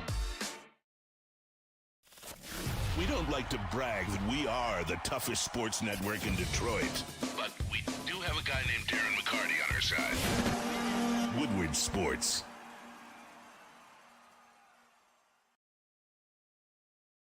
What up, though, everybody, and welcome back to the Woodward Heavyweights live on woodwardsports.com. Make sure you like and share the stream. If you're listening on an audio platform, leave a 5-star review. So when we were in break, Matt Broder had a good tidbit that he put out there about Jared Goff that a lot of people didn't realize. So can you elaborate on what you said during the break, Broder? I can, Spenmo. One of the points that I think goes overlooked, especially with a player like Jared Goff, this will be the first season in his entire career where he's had the same offensive coordinator and quarterback coach in back-to-back years. Damn. How crazy is that? That is pretty wild. That is pretty. Even in LA, all those years in LA? Yeah. He started his career at Jeff Fisher, and I don't know the names of all the quarterback coaches and OCs there, but worked with Kyle Shanahan and Zach Taylor, and it was just a revolving door until McVay kind of took the reins, and then they, whatever happened with them, they got into it. Yeah. And it just wasn't Goff the right banged his daughter or whatever. Yeah, that may or may not have happened. Yeah. So yeah. I don't buy into it. You don't buy into that? No. I think they want to upgrade for sure. No, that is an interesting tidbit. And I think that makes this upcoming season a little bit even more unpredictable to what to expect out of him. I mean, that's huge. Offense coordinator and your QB coach. I mean, yeah, as we know, coaches have like their own philosophies and they change. They vary quite differently. And you got stuff like that changing, alternating each and every year. I mean, you're constantly being taught something new, something different. And maybe that does delay your development a little bit. And maybe it does pop out. I'm not saying MVP season, but That's fine. It's a lot. Maybe I mean, we all have belief in Ben Johnson, but also Mark Brunell back there having been in the league, like all the damn coaches. It's one of those things. Someone like Jared Goff, who he's not going to blow you away with his talent, a massive arm. You know, his success will come when he gets it upstairs, and it seems like that's how how he's been trending, and we'll see this year. I don't think he has any more. I'm a Goff fan, but I don't believe he has any more excuses after this year with what he has around him. Definitely not. Oh yeah, excuses were up last year, but he stepped up to the plate. He did. He knocked out of the fucking park. For the second half of the season. For the second half of the season, you're right. You're 100% correct. Easy.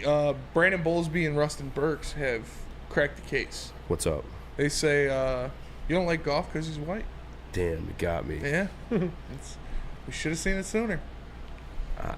I've been got, man. I've been leader of the freaking. That's why you hated Will Levis as a draft prospect. I know. Big Malik Willis guy at one point. Yeah. R.I.P. the Chili Peppers Reed. Yeah. R.I.P. the Chili Peppers Reed. R.I.P. the Chili Peppers Reed. C.J. Stroud was my favorite quarterback out of this draft class. Yeah. You kept saying Bryce Young wasn't short. Sucks, dude. He's taller in person. Yeah. You don't want us to sign Austin Reeves? Well, Austin Reeves. I'd be down with some Austin Reeves. But you'd rather have Dylan Brooks? Why is that? Because he's white. He caught me. Yeah. Oh, it's interesting. Nah, dude, my fucking. Knew it. I'm That's why you halfway. always sit so far away from me. Yeah, 100% the reason why. When Broder came, I was like, "Can you make sure he sits over there, please?" Yeah, bro. When Broder walked in, I was like, "You guys smell that? I don't want any of those people breathing on me. Breathing all the black man's air." But fucking, my son's white. Your son is pretty white. Love him more than anything. Nah, I don't even know what the fuck. I don't know where to go from that one. Because they got you. They got you in your tracks. I admit it. MPWMU says eating as easy as the Clayton Bigsby of WS7. Dude, that is the best sketch ever. One of the most legendary sketches of all time. That's the best one. And at the end of it, the ending line. When he divorces his When he wife. divorces- She's like, why? She's nigga lover. Dave Chappelle's a fucking legend. I was just Googling Chappelle Show quotes. Oh my god, dude. It sounded like the racial draft. You guys were starting the racial draft. The racial draft is legendary. Corey too. Berry. Admitting you have a problem is the first step, easy. That's true. That's true. You guys got me. It's all right, man. I understand why you've been so distant with me. You're the one that doesn't I text me understand back. why you had me and Chris sit on this side of the room, and you and JB are on that side of the room. It's the only right way to Now do it, boys. all makes sense. It's the only way to do it. If it ain't white, it ain't right. Whoa, all right. So, Well, if it's white, it ain't right. That's what I meant. oh man, we got some people. Where's Clown Sauce? This would be his favorite show ever. Oh, Clown Sauce be losing his shit right now. Clown Sauce, I think he's. Actually, no, yeah, you're right. He'd be happy. He'd be happy. Yeah, for sure. Is Clown Sauce even alive still? I haven't seen him in a while. No, he probably got banned. He's probably been on Rumble lately. It's probably. Is that the new, like... He probably has been on Rumble. Yeah, for That's sure. definitely a Clown Sauce website. That's the new one, right? Yeah. We should be on Rumble. You probably found some deep Reddit archives. He's probably found some deep threads there too. He's probably hanging out over there. Yeah, I'm sure Clown Sauce found his way to Rumble. Oh, for sure. With his Found his way to brothers. Rumble. Yeah, I just don't know why they pay a white man that much money. No, I'm fucking around. He's just not athletic. I want somebody who can make dynamic plays. Does that skin tone scream dynamic athlete to you? C.J. Stroud's a little bit slower, you know? All right. Enough of that before we get banned or put on Rumble. You put this in the chat, Easy, or in the prep. Does the gambling suspensions stink of SOL? Yeah, I put that in there because I was listening to Pro Football Talk on NBC, and Mike Florio, man, I get he's a Vikings fan, but dude was like just talking spicy out of nowhere. But at the same time, I feel like I'm pretty unbiased. If somebody makes a good point, then I have to like, oh, okay, that does kind of make sense. But he was just kind of mentioning that it should be like slow down the Lions as a gambling issue. If I'm not mistaken, isn't there a fourth player being investigated too on the Detroit Lions team? Mm-hmm. But he wants to know, does that stink of SOL? Is that a sign of like not fully filtered through all the BS in the Detroit Lions organization? I kind of offended by it, but I was like, maybe there's a point there. There's a little bit of a point. I don't think it reeks of SOL or hot. Like you've seen it happen all over the league. Like it's happening to other guys too. And like what? Yeah, it sucks when you hear J-Mo come out and say that he didn't know about that, because even though Dan Campbell says like they've told everybody multiple times, but Is this stink of SOL? What are they going to do? Have a guy watching Jameson Williams' phone at all times? When he pulls up to the training facility, look at his phone in the parking lot? Like, there's nothing they can do about that. They informed him, they made sure he was informed, and he made a stupid decision. Even though it is a stupid rule, free JMO till it's backwards, but I don't think it reeks of SOL. Yeah, because my initial, like, spur of the moment reaction was like, shut the fuck up. Like, this is a brand new rule. Like, to pencil this in, like, this has been like a fucking the rule since the beginning of time. Like, no, legal gambling is brand new. Yes. It's only been around 2 years. So to pretend like that's something that should be like set in stone for every franchise. I think right now the entire NFL is kind of smooth in the gray areas as we speak. Like, obviously the guys gamble, just not in the NFL or on NFL property. Yeah, that's just stupid. But yeah, I can't tie it into SOL because it's fairly new. Like, if it had been a thing in the NFL for at least even a decade or 5 years at this point, then maybe I could be like, okay, that's on leadership for not like fully expounding like what you can and can't do. But this is a class and lesson taught by the NFL, not by the Detroit Lions. I think Dan Campbell and Brad Holmes, that they think more of these players than maybe some other organizations do. They expect them to have a little bit of accountability with their actions. And like, when you go to those seminars, whatever, through the NFL to learn what not to do and what you can do. I think they expected them to come away with that fully educated on the gray area you can play in and all that other stuff like that. But unfortunately, they didn't. And now I think Dan Campbell spoke on this too. Is like, well, now we know to be a little bit more stricter on that one. You know what I'm saying? To reinforce that policy, because they've been victims of it. It's new enough to where you can't attach it to SOL. SOL, we said this already. It's your slutty grandma's fucking Lions. It's your whore uncle's Detroit Lions. Like, this is, I can't tie in the gambling with that. That's part of old SOL. Yeah, I agree with that. I'm gonna. No, it's not SOL. Like, shut up. That shit pisses me off. Mike Florio, Adam Rank, all you goofballs just trying to shit on the Lions because you're a fan of a team that is going to be bad in the division this year. It's like, fuck you guys. I'm over it, man. I'm over it. It's not SOL. Like I said, what are you going to do? How are you going to stop this? Dan Campbell said they made everybody aware of it. They let him know. And yeah, is it the most egregious crime that he bet on a basketball game sitting in his car in the parking lot? No, but it's against the rules, no matter how stupid the rules are. I'm with you. Broder? SOL, or is this new? No, it has nothing to do with SOL. That's what I said too. It's a dumb mistake. Seems like a dumb rule, but you got to follow the rules. It just, I don't know. It's a tough one. It's interesting that players aren't able to appeal the suspension. Like, you can't try to get. Oh, they're not allowed? Yeah, in the collective bargaining agreement, gambling-related suspensions aren't allowed to be appealed. So, you wish he could, being this first time this has really happened. You wish you could appeal, maybe get it down to 3 games or 4, but hey, that's just such a stupid fucking rule. Like, you can't gamble on NFL property. Like, why? Yeah. So I can go across the street and place my parlay on tonight's finals game, but I can't do it in the fucking parking lot? Like, that's the dumbest shit I've ever heard. Well, that's where it's at too. Is like being in the facility versus like in the parking lot. Like, in the parking lot, yeah, I'm at work, but you're not thinking like I'm at work. You know what I'm saying? Like, you're not within the building. So I think that's why, if he was aware of like the rule and the definition, maybe he thought that was a roundabout way because he wasn't in the building. Who's to say? I don't know if he spoke on that part at all, but I know he's trying to move on from it from what I got of his like 10-minute presser. Yeah. What I don't get, and not just to call it the Lions, but why don't the Lions or all the teams just block gambling-related sites on their internet? Yeah. Like, you can do that pretty easily. I don't know how to do it, but you can do that. Your Why firewall. not just do that? Why even risk it? Why give them the option? Yeah, and if I'm just an NFL player in general, dude, I'm just like playing it safe and just not gambling at all. Like, I don't. You're a fucking millionaire. Majority of them are. I know a lot of the guys that in that situation were like practice squad guys or Cephas, who's been like fringe roster guy, but like, there's no, bro. You got bread. Like, and if anything, don't do it where they can track you. Go in the casino and place your bet. Yeah. Not in the fucking app where like they have your social security number and all that shit. Free JMO toes backwards. It's just big NFL trying to keep the Lions down. They knew we'd be too powerful with Jameson Williams in our lineup, and they had to, handicap us for a little bit. They had to protect the Chiefs because they're going out there, and they're gonna pop the Chiefs week 1, 40-0. Pop bottles. We'll see. I'm excited for it. I'm just sick, bro. I said it yesterday like 20 times. I'm just sick. We got to wait 6 weeks to see Jameson Williams on the field, man. That dude is, like, I say I'm electric. He is literally electric. Like, I'm like an electric car. He's like a bolt of electricity. But we'll be right back. We're going to do more of our end of the year draft. But first, let me tell you about SMA, or the Sports Marketing Agency. The Sports Marketing Agency helps spread awareness about mental health and substance abuse. Their new podcast, This is the S Word, helps fight the stigma about seeking help. So if you or someone you know is struggling, head to thesportsma.com and get the help you deserve.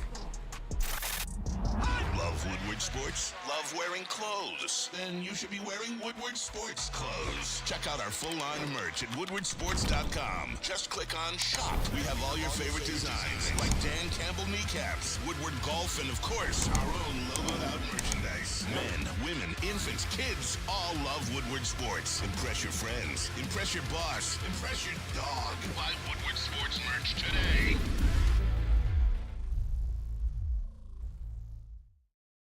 By now you know me, Christina Gennari, as the obvious choice in real estate. And you know my website, soldchristina.com, as your #1 resource for buying or selling your home. Myself, along with my amazing staff, pride ourselves on making your home buying and selling experience a relaxing and easy one. Come see why we are the obvious choice. Christina Gennari at soldchristina.com, the obvious choice in real estate. We are the network for Detroit by Detroiters. Welcome to the Woodward Sports Network.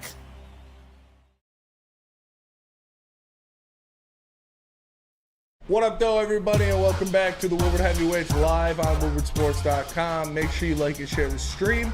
If you're listening on an audio platform, leave a 5-star review. For the man to my left, the one and only Tugboat, I am Spencer Exter. We've got Chris Platty in the TD booth and JB Smooth on the ones and twos. Thank you for joining us. Again, make sure you like the stream. It helps out more than you know. So, we've been doing this for the past week now. We've been doing our end of the year award draft. We did MVP. We did Offensive Player of the Year. We did Defensive Player of the Year. We did Offensive Rookie of the Year and Defensive Rookie of the Year. Now we are on to Coach of the Year. And I had the first pick yesterday. So, Easy, you will have the first pick today. Okay. For Coach of the Year. Do we have this link? Oh, yeah. Here, I'll send it in the chat real fast. My bad. Oh, for like the odds and stuff like that? Yeah. Yeah, send that in the chat because I don't know what's on there either. But with my #1 overall pick, I'm going to go with Detroit Lions head coach, Dan Campbell. Fuck you. I mean, he wasn't making it past 2 for sure. Yeah, no way. Because you know JB was taking him. For sure. JB's trying to draft Ben Johnson. All right. JB, Jeremy Bryant, Joseph Boringer. What is your pick? You have the second pick for the NFL Head Coach of the Year. Who are you going? All right, well, I guess I got to go with my runner-up since, my first pick got taken. I will take Robert Saleh. Oh, that's a good pick. Ooh, that is a good pick. Ooh, Dan Campbell was #1. Yeah. All right, Robert Saleh of the New York Jets is off the board. Chris, who are you taking? This is tough for me. I'm gonna go with Zach Taylor of the Bengals. Wow. It's an awful pick. You're an idiot. No, I'm joking. All right. 2 picks for Spenny in a row. Oh, damn. I messed up. Oh, this is tough. That's what Chris said when we came home with a broad-shouldered man they thought was a girl in Wisconsin. So, do I go with DeMeco Ryans? I mean, that's when your boy. You got 2 picks to make. Do I go with DeMeco Ryans? I've been in on the Texans. You have been. With my first pick, I'm going to take. Nice. Dead air. Good shit. Dennis Allen. Who? I'm just kidding. Who is that? The head coach. Wow. Of the New Orleans Saints. That's actually a really good pick. I think the Saints win their division. I think the Saints win 10 plus games. and I could see him getting it. And then with my second pick, That's actually a really good pick. I'm not gonna lie. I'm going to take. Oh man, this is tough. I'll go Sean Payton. Sean Payton. Yeah. I think if he gets the Broncos to a 12-win season, he could easily win that. Wait, so who'd you take? You took Sean Payton. Who else? Took Sean Payton and Dennis Allen. Okay. Oh my God, he's still on the board for me. Give me Doug Peterson, no problem. Ooh, Wow. Damn you. Damn you. Talk about winning the division. Yeah. Winning the division, but are they going to do much better than they did last year? And he didn't win it last year. They'll win If he was going to win this Coach year. of the Year, I feel like it would have been last year, That's coming fair. off of that Urban Meyer season. But I don't hate the pick. JB? Damn it, he took mine too. He's still on the board, so give me DeMeco Ryans. Nice. How racist of you. I'm just kidding. Yeah. I got Easy's picking only black coaches, and Dan Campbell is black in spirit. he's Easy. invited to the cookout. You get back-to-back picks. All right. Give me Mike McDaniel, head coach of the Miami Dolphins. You haven't picked a black guy yet. He's actually mixed. There's only like 6 to choose from. Yeah, did you know that? Yeah, I did. He's a little Bryson. Rob Salah's off the board, right? Rob Salah is off the board. I was thinking that. It's either between Mike Tomlin Mike Tomlin. or Matt LaFleur. But give me Mike Tomlin. Mike Tomlin. Just to stay in the racist theme. Of course you picked Mike Tomlin over Matt LaFleur. I wonder why you did that. LaFleur. You already know. Good, strong African Dude, heritage. I just can't write Easy's picks names for some reason. I spelled them all wrong. JB, you are up next. I spelled Dan Campbell wrong. Did you really? How'd you spell it? I don't know. C-A-M-B-L-E-L. Like, having a cousin moment. JB, you are on the board. Who do you got? Is this my last pick or? No, you got one more after this. Oh, okay, all right. I don't think this name has been said, but give me Kyle Shanahan. Kyle Shanahan. Good pick. Chris. Yes, sir. You are next. All right. Give me John Harbaugh of the Ravens. John Harbaugh. That's a good pick. Lamar Jackson's coming back strong. All right, so I think I'm going to hedge my bets here. With the third pick of the Coach of the Year draft, I'm going to take Arthur Smith. Wow. Head coach of the Atlanta Falcons. Damn, really? That was my next pick. Yeah. So if Dennis Allen doesn't work out and the Falcons win the division, I got Arthur Smith. And then with my last pick of the 2023 Coach of the Year draft, I am going to take Don't do it. Pete Carroll. Damn it, you did it. That's a great one. Of the Seattle Seahawks. Because I think they have a good chance of winning that division. That's a great pick. That was a Somebody, phenomenal pick. Duke Wilmington, Chris picked Doug Peterson. Yeah. Chris, your last pick. Dougie Fresh. Man, bro, you literally stole that one. I felt like there was a really good chance I was getting that. All right, the last one I'm going to take. All right, give me. You know what? They got my man's all the way effed up.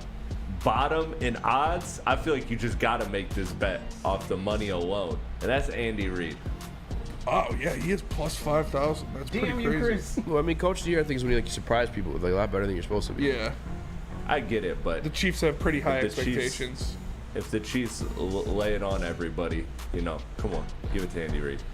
All right, JB, the last pick you have of this Coach of the Year draft. Damn you, Chris. Damn you. I was hoping no one seen Andy Reid down at the bottom, but last pick, give me Sean McDermott. Ooh, I don't hate it. Give me my final pick, my dog, Kyle Shanahan. Marvelous easy. Kyle Shanahan is already off the board. He's off the board? Who Yes. took him? JB. Oh, damn. Yeah. Pick voided. I think you're on arm real quick. Pick low. All right.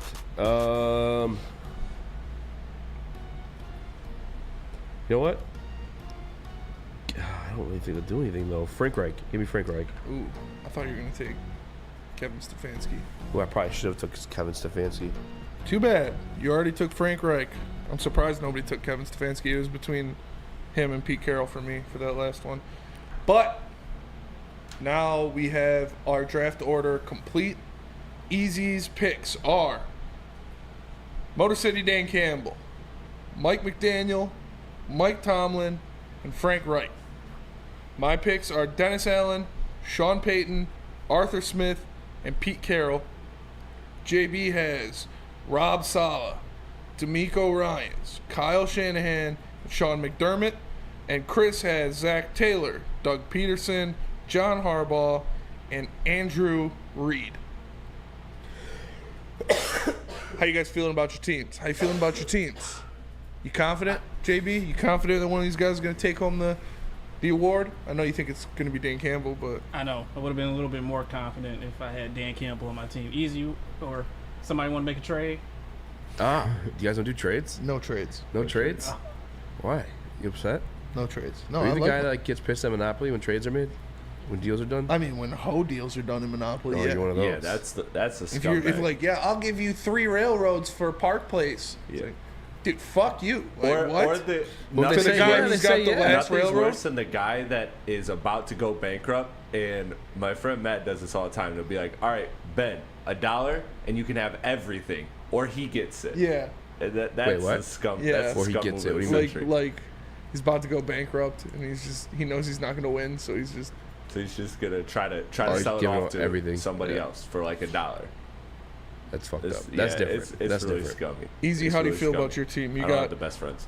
Motor City Dan Campbell, Mike McDaniel, Mike Tomlin, and Frank Reich.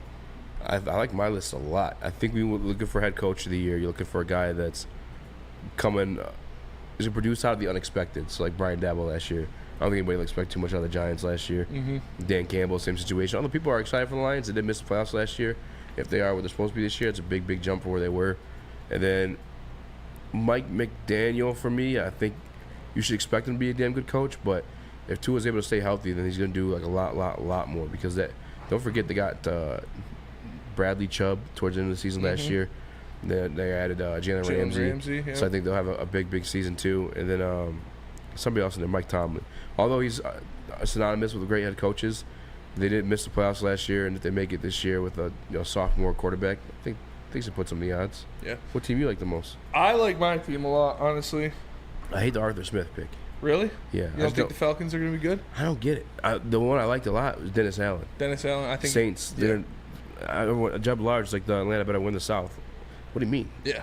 The Saints have Derek Carr. I think the Saints have the best team. I think Great they're going to win history. the South. Yeah, they have Olave and freaking Michael Thomas. And Sean Payton, if he can right that drowning ship that was the Denver Broncos last year, and Pete Carroll, like if they can win that division, like they very well can win that division with the offense they have and with the pieces on defense, I wouldn't be surprised.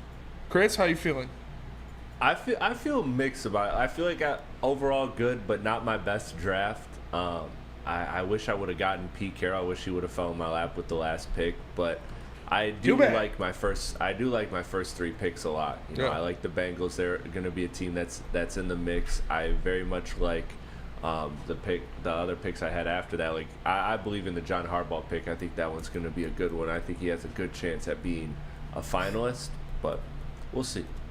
Yeah. And DNCNT, Falcons are the best team in the South. Bro, what? I think the Saints have the best team. They have the Hands best down quarterback. the They have best the best defense. The Falcons have good weapons, but they have no quarterback. Their offensive line is still young. It's getting better, and they don't have a lot of playmakers on defense. Got Cam Jordan's still there. They got old Grady Jarrett and AJ Terrell. Jeff Okuda too. Look out for him. But that was the Coach of the Year draft. We're gonna do Comeback Player of the Year tomorrow, and I'll have the first pick of that. And I already know who mine is. You can write it down. I'm winning it. It's over. You guys want a sneak peek? What? Number 1 pick of the Comeback Player of the Year draft? Yeah, if you're number 1. Oh, yeah. I feel like I know what it is. DeMar already. Hamlin. Oh, my God. Pencil it in. Victory for Spenny on that one. But let me tell you guys about nothing. Easy. Tell us about Dispo. I'll tell you guys about Dispo. It's the one place to go to elevate and embrace the harmony of nature at Dispo. This is a wild worded read. Let me just tell you like this. Dispo is the spot. It's the only place to be. There's 10 locations. It's an absolute vibe. If you guys saw the live stream when we were there, you already know. Ownership all the way down. Dispo's the place to be. The price match too. I shouldn't tell you guys that, but the price match too. Dispo. One-stop shop for everything. Make sure you hit the website. It's disposhops.com. Again, that's disposhops.com. Dispo, your local plug. The only sports network in Detroit that starts with a W. You know, because we win. Woodward Sports, Detroit's winning sports network. At work and at home, we're there with smarter security solutions. Featuring complete automation with customized alerts and more. For over 90 years, we've been the company that's been counted on to protect what matters most, all with personalized service and care. Right now, for a limited time, receive a free video device plus free installation with a new home system. Guardian Alarm. We protect Michigan. You have an opinion? Make sure it's seen and heard. Corner, jumper, tweet us, hop on the YouTube chat, slide in the DMS at Woodward Sports on all social media. What up, though, everybody, and welcome back to the Woodward Heavyweights live on woodwardsports.com. Make sure you like and share the stream. If you're listening on an audio platform, leave a 5-star review. For the man to my left, the one and only Tugboat, I am Spencer Axter. Mm-hmm. We've got Chris Platty in the TD booth and JB Smooth on the ones and twos. Make sure you like and share the stream. If you're listening on an audio platform, leave a 5-star review. And Jackson Hunter says, I guess you guys don't think Jalen Carter makes such an impact after all. How did you leave Sirianni on the board for Arthur Smith? Well, I mean, Sirianni won, 14 games last year and didn't win it. So yeah, I don't think he'll get it. There's not much you can do to prove that you're a better coach than you were last year. Yeah, they went to the Super Bowl. They went to the Super Bowl. They won 14 games. If he didn't win it last year, I doubt he wins it this year. But now it's time for the Spenny Sportsbook. The Spenny Sportsbook is open, and everybody is going to be playing. We got some over-unders for the Detroit Pistons and what they're doing next year. JB, drop me a beat, please, good sir. All right, first question. Easy. I'm tripping out. These guys really think Atlanta's going to be sweet? Over-under 20.5 points per game for Cade Cunningham. Ooh. Over under 25 points per game? Over. Oof. 25. Is that what you said? Yeah. You didn't know I had. No, I said 20.5. Oh, 20.5. Yeah. Over. Easy over. Sorry, I thought you said 25. Over all day. Easy over. Easy over. What do you mean? Okay. He was averaging that before he went out last year. He was not. JB. He was. Over under 20.5 points per game for Cade Cunningham. I might have to take the under on this one. I think he'll somewhat get around in that range. Maybe 22, 23, he'll flirt with it, but 25 and a half, I don't think so. Give me the under. I thought it was 20 and a half. It is. Okay. 20 and a half. It's 20. I thought you said 25. I thought you said 25 too. 20.5. Oh, then over. Yeah, over on that. Okay. Over. Chris? Over. Over. Easy over.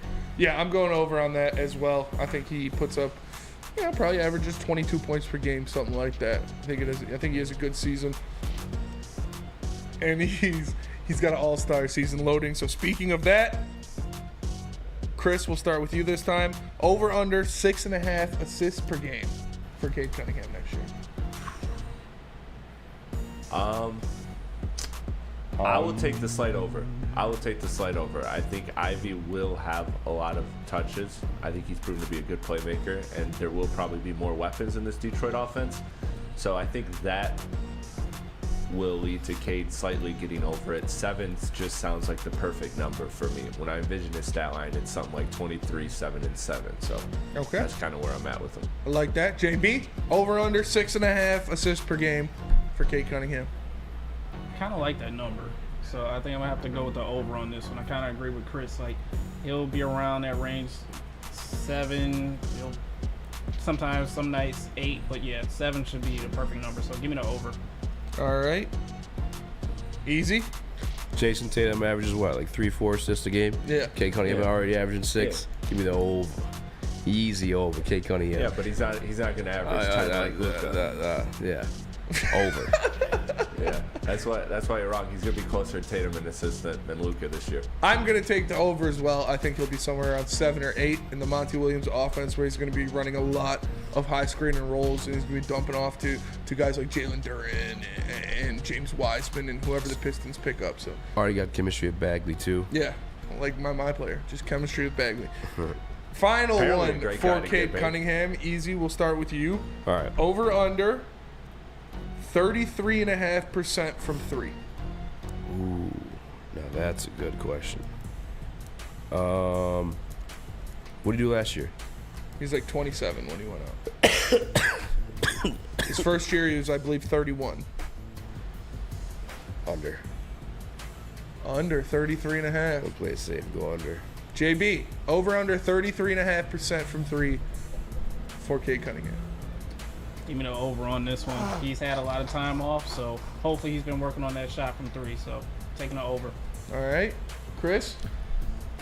I hate going over on everything, but I'm going slight over with that one too. I think he will have a little bit of adjustment, learning, he's tweaked his mechanics and all of that, plus, dealing with a new, what will feel like a new body for him with this injury.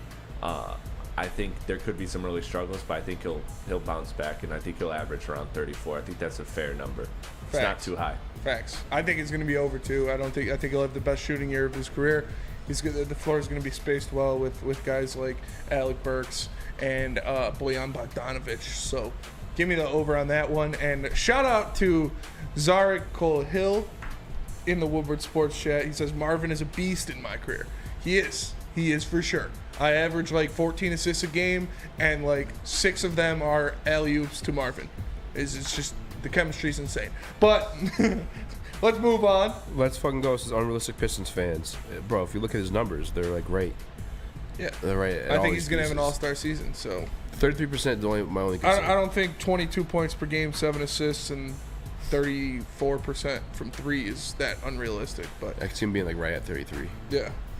What did Ivy shoot this year? 34? This year? Well, Ivy finished with 32 or something? 35, I believe. No way. Did he really? Yeah, he shot very well. Now let's move on to Jalen Duren. Over under 10.5 rebounds per game for Jalen Duren next year. Over under 10.5? 10.5. That's a lot. Because of the log jam, I'm going to have to go under. That's annoying. It should be an easy over, but with Wiseman in the fold, beef stew, we splitting some time. Let's go under. JB, over under 10.5 rebounds per game for Jalen Duren. I think Duren's proved himself enough this past season to command the bulk minutes out there. So give me the over on this one. Chris? I align with Easy here. Easy's right on this one. I think there's, a log jam up front, and Duren's going to get plenty of opportunity, and he's an excellent rebounder, but there will be a lot of players competing. And not to mention, Cade and Ivy are both good rebounding guards as well. So I can definitely imagine them getting some rebounds in there as well. So I'll take the under, but I think 10 is definitely achievable for him this year. Yeah, I'm going to take the under slightly as well. I think 10.5 will put him up there with some of the best rebounders in the league. And although I think that's what he is on paper, it's tough to do that when you're going to be splitting time with a lot of these guys. Like you said, Easy, very good point on the log jam. Yeah. I don't think it'll be schemed like Stan Van Gundy when he was coaching the Pistons. He schemed it to where, all right, Drummond is just rebounding everything, and that's what it's going to be. So it's going to be more of a gang mentality rebound for the Pistons this year, even though they have a superstar rebounder in Jalen Duren. All right, over under Jalen Duren, 11.5 blocks per game. No, 11.5 over points per game next season. Oh, over. Why not? JB? Was it 11.5? 11.5. under. Not saying that he won't get there, but it'll just be around 10. So give me the under. I don't hate it. For some context, he averaged 9 last year, so it's only 2 more points. Yeah. You expect a little bit of a jump, right? Yeah. Chris? I'm also going under, and that's because I believe that this offseason is not done, and there's going to be a lot of new weapons incorporated to this team, and just a lot of new schematics. So I think that he's going to very much have a rim running presence, which will be effective for a good 8 points a game. But I don't see 11. Yeah. I don't see 11. I think that's a little bit of a stretch. Achievable, but not probable. I'm going to go over because, like Easy said, he averaged 9 last year, and he didn't start the whole year. I think he goes out there, and in the Monty Williams offense, where he is going to be doing a lot of screening and rolling, he's going to catch a lot of easy lobs. He's going to get a lot of putback points. I think 12 points per game isn't too crazy. And shout out to Denver Blair. They let him out. He's a free man today in the Woodward Sports Chat. Shout out to you, Denver Blair, and your freedom. What do you do? I don't know, but he said he's a free man today. So that would be impressive, though. Duran with a double-double in his second season. Yeah. That would be very, very impressive. I think that's achievable. Was he in prison? Was he in jail? Did he break up with his girlfriend? I'm assuming he was in some kind of confinement. Maybe he was in the cousin house. I don't know, but good for you, Denver Blair. Smoke a fatty. Maybe he got banned on YouTube. Maybe he did get banned on YouTube, but I don't think so. He said, guess who they let out? What up, though? I'm a free man today. I'm smoking the loudest weed my city has. So. Oh, you know what? Maybe he's off probation. Off probation, something like that. Hell yeah. Whatever it is. Shout out Denver Blair. Welcome back to a true free society, Denver Blair. Next up, Jaden Ivey. So he fought a ticket and lost. The ticket pieced him up. Oh, man. Yeah. Ticket hit him with a left and a right. That'll do it. I beat my ticket, so. Hell yeah. Your ticket was easy to beat. My ticket was easy to beat, for sure. I just had to show him my new registration. Yeah. But next up, Jaden Ivey, over under 16.5 points per game. Jaden Ivey? Jaden Ivey. 16.5 points per game? 16.5 points per game. Shit, good. What did he average last year? 16.3. I'm looking at it now. Fuck.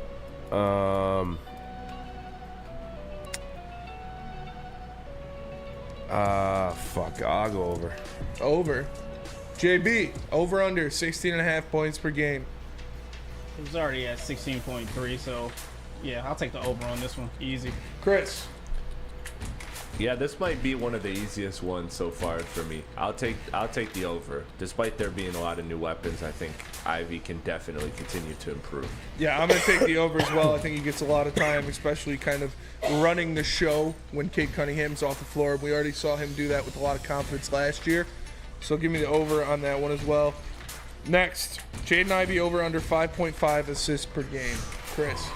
This is where it gets tough because you start doing the math in your head. Like, how many assists do you project Cade and Ivy to average out of the backcourt?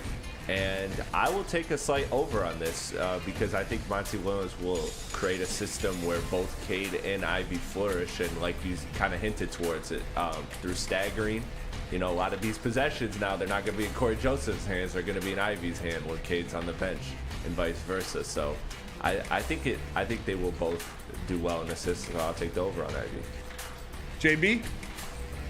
5.5, right? 5.5.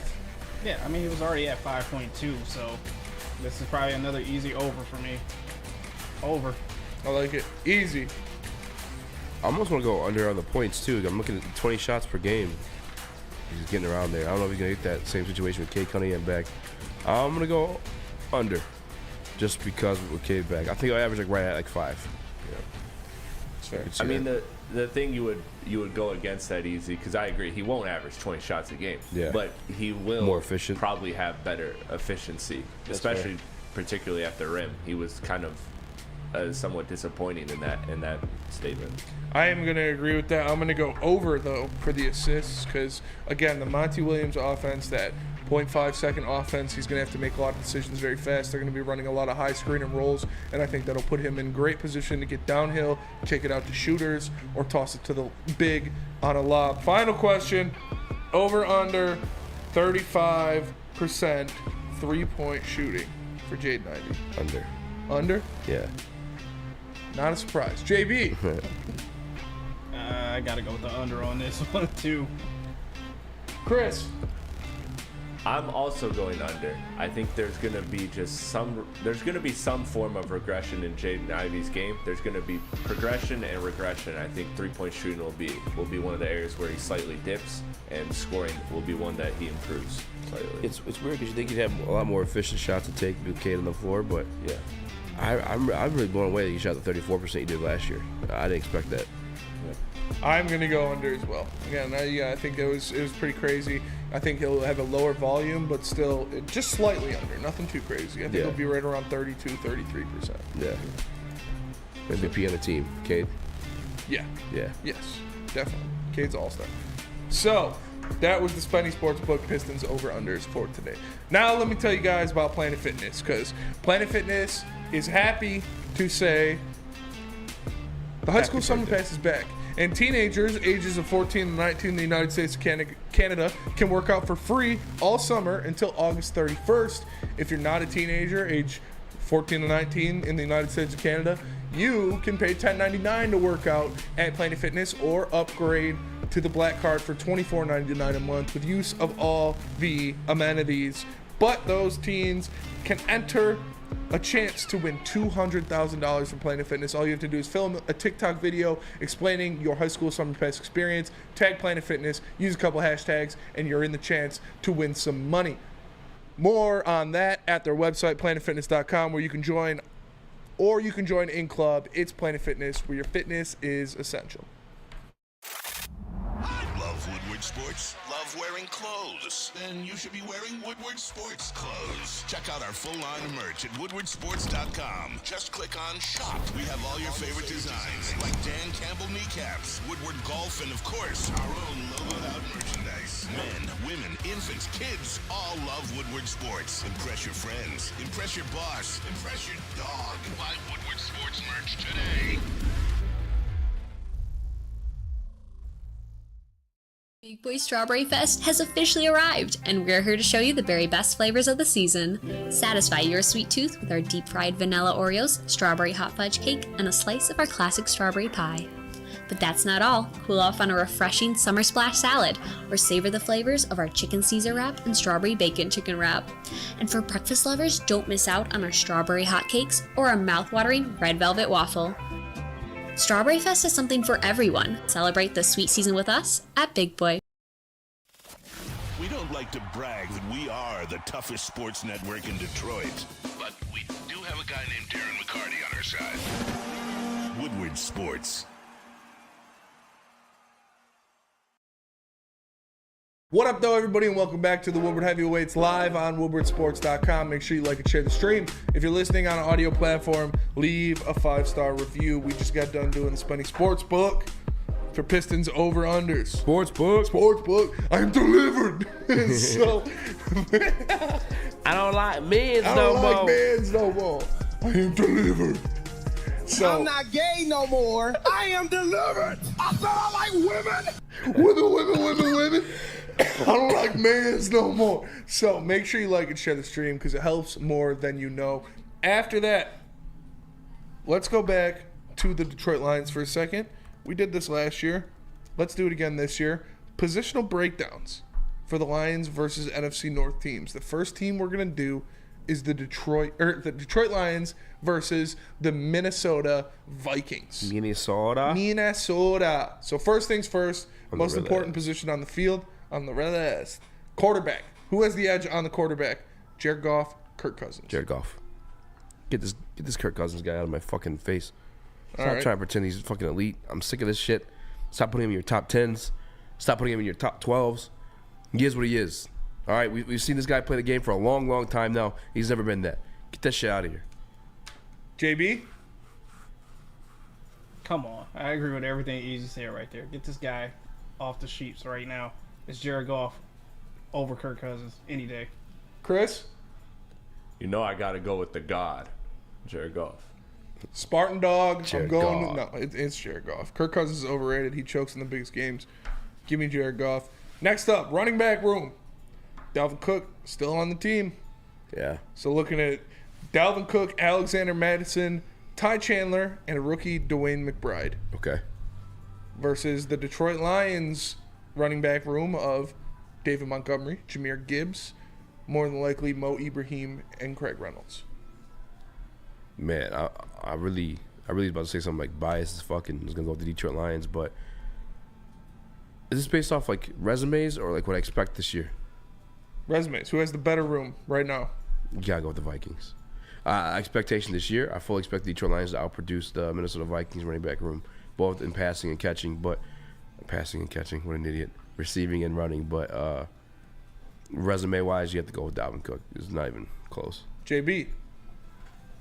I seriously don't think Dalvin Cook will be there at the start of the season, so give me the Lions on this one. I like it. Chris? Yeah, I have my doubts about his availability too, but I have to go with as long as he's on the roster, I have to assume that he's going to be on the team. So I'll take the Vikings in this one. What you Spinmo Rex? I'm going to go with the Lions. Yeah. I don't think... You said resume, though. If we're going off resume, it's got to be Dalvin, right? I don't think David Montgomery is that big of a drop-off from Dalvin Cook. I mean, he is, but not that big of. And Dalvin Cook's kind of washed. Yeah. So give me the Lions. If we're going off expectations, I would have took Lions, but you said resume. That's why I took Dalvin. Nope, you hate the Lions running backs. We understand. Wide receiver room. I mean, actually, this is going to be close. Wide receiver room. They got Justin Jefferson, Jordan Addison, KJ Osborne, Jalen Reagor. Jalen Reagor's a bum. Minnesota Vikings. Yeah. Yeah, come on. I think Jordan Addison is going to be a fucking problem, too. I agree. JB? Pains me to say this, but give me the Vikings on What this if one. the Lions add D-Hop? No. They add D-Hop. We can talk with no. Chris? Yeah, I mean, you're talking one of, if not the greatest receiver in the game, so give me the Vikings in this one. I am also going the Vikings here. Yeah. Justin Jefferson, man. He's a freak of nature. He is electric. One of the best. He is electric. One of the best players in the game. Probably the best receiver in the game. I still think it's Devontae Adams, but I'm not going to pick hairs there. I just love Devontae Adams. Next up. I don't even have to ask, do I? Offensive line. Anybody going to say the Vikings? You like Darrisaw a lot. I do like Darrisaw, but I like Penei Sewell more than I like Darrisaw. Oh, snap. Michael Mike in the chat. Shout out Micro Mike. What up, though, Michael Mike? The man, the myth, the legend. All right, next up. Defense. Let's go to the defensive side of the ball. What? Just defense or what? Defensive line? Should we go yeah, let's go defensive line. All right. Defensive line? Yeah. You're looking at Dean Lowry, Chris Tonga, Lions. Harrison Phillips, Lions. Daniil Hunter. No, even Lions. Anybody saying Vikings? No. No. No? No. No. No. No. Lions have the edge there. Linebacking core. Linebacking core. Vikings, Brian Osamoah, Jordan Hicks, Marcus Davenport. They lost Eric Kendricks. And the Lions, you're looking at, obviously, Jack Campbell, Malcolm Rodriguez, and Alex Anzalone. I like Brian Asamoah a lot, but the bias in me has got to go Detroit Lions. I feel like there's more depth there. We're like, they may be top heavy with the Minnesota situation, but more depth for the Detroit Lions. JB?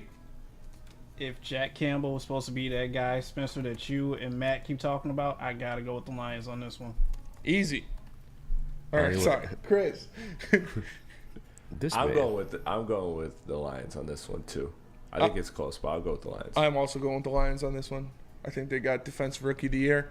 Obviously, Malcolm Rodriguez proved a lot last year, as did Alex Anzalone. So give me the Lions. And finally, again, do we even need to ask? Is there anybody who's going to say the Vikings secondary is better than the Lions secondary? No. They got Harrison Smith. No. They got Byron Murphy Jr. No. Ooh. Just kidding. I have no clue who that guy is. But, no, they don't. Come on now. Harrison Smith and, Dantzler had a couple moments last year, but no. So every defensive position, the Lions won. That's crazy. Is it crazy? We're Detroit Sports Network. It's not that crazy. It is. You did this on Vikings radio. I'm sure. Yeah, but it is crazy to think we were talking about historically worst defense, like maybe of all time. The beginning couple weeks. Yeah, I would have taken the Vikings linebacker core going into last season. Yeah, I think any definitely Vikings linebacker core going into last season. But I think any national perspective of those situations on defense are going Detroit Lions because the names are more recognizable. Yeah. Like, people know Aiden Hutchinson. They might know Josh Pascal, second-round pick.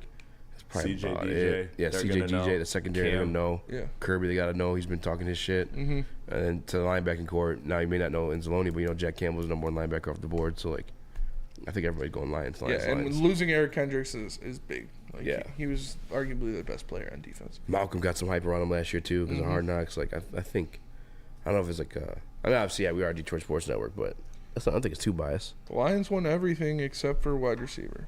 Yeah. Come on, dog. Get the Vikings out of here. Stop hyping them up. They're done for, huh? They're done, They're though. done. What about coaching? Lions. JB? Oh, Lions, coach of the year. Yeah, what do you mean? You said like it was like a... Chris? Lions fans. We're Yeah. going Vikings. No, just kidding. You go Vikings? I mean, I wouldn't be mad if you did. Really? Yeah, it's... What I have mean, they the guy done, won, dude? what, They got 13 lucky. games? They got Or- lucky as fuck. Still, you Lions know, fans. rather be lucky than good. Nah, I don't know about that.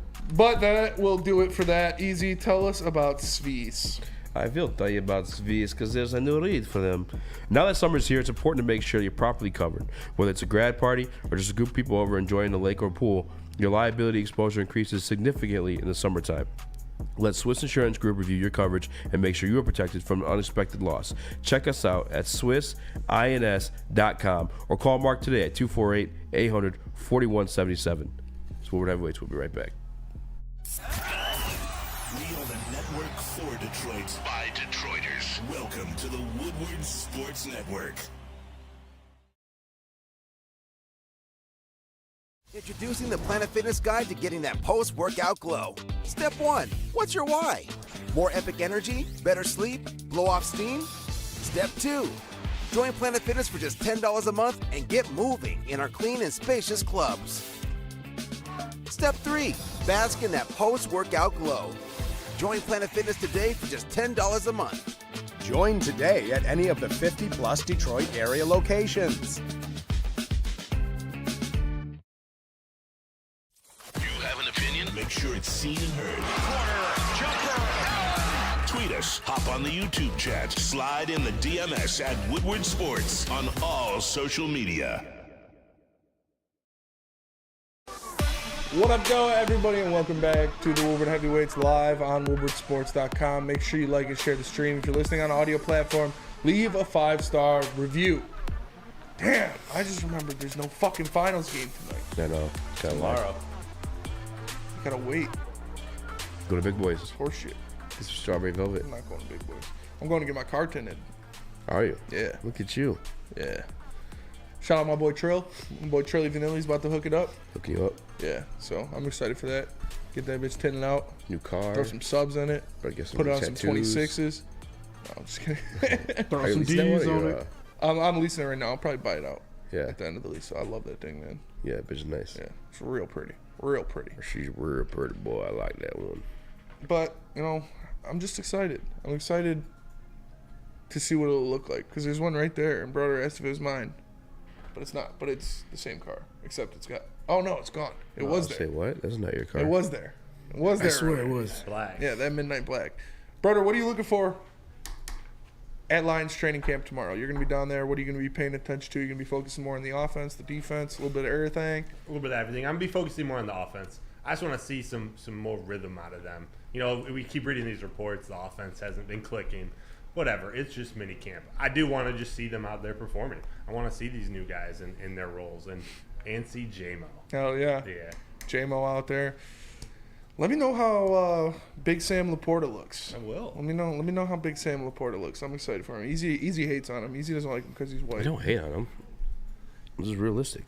Easy wanted us to draft No, don't listen that to dude this out guy. of Georgia Don't listen to this fucking guy. because he's not white. Oh, I did like that guy though. Yeah, I mean, yeah, he's a freak. Darnell? Yeah, Darnell Yeah, Washington. he's a freak. He didn't even go to Pittsburgh, right?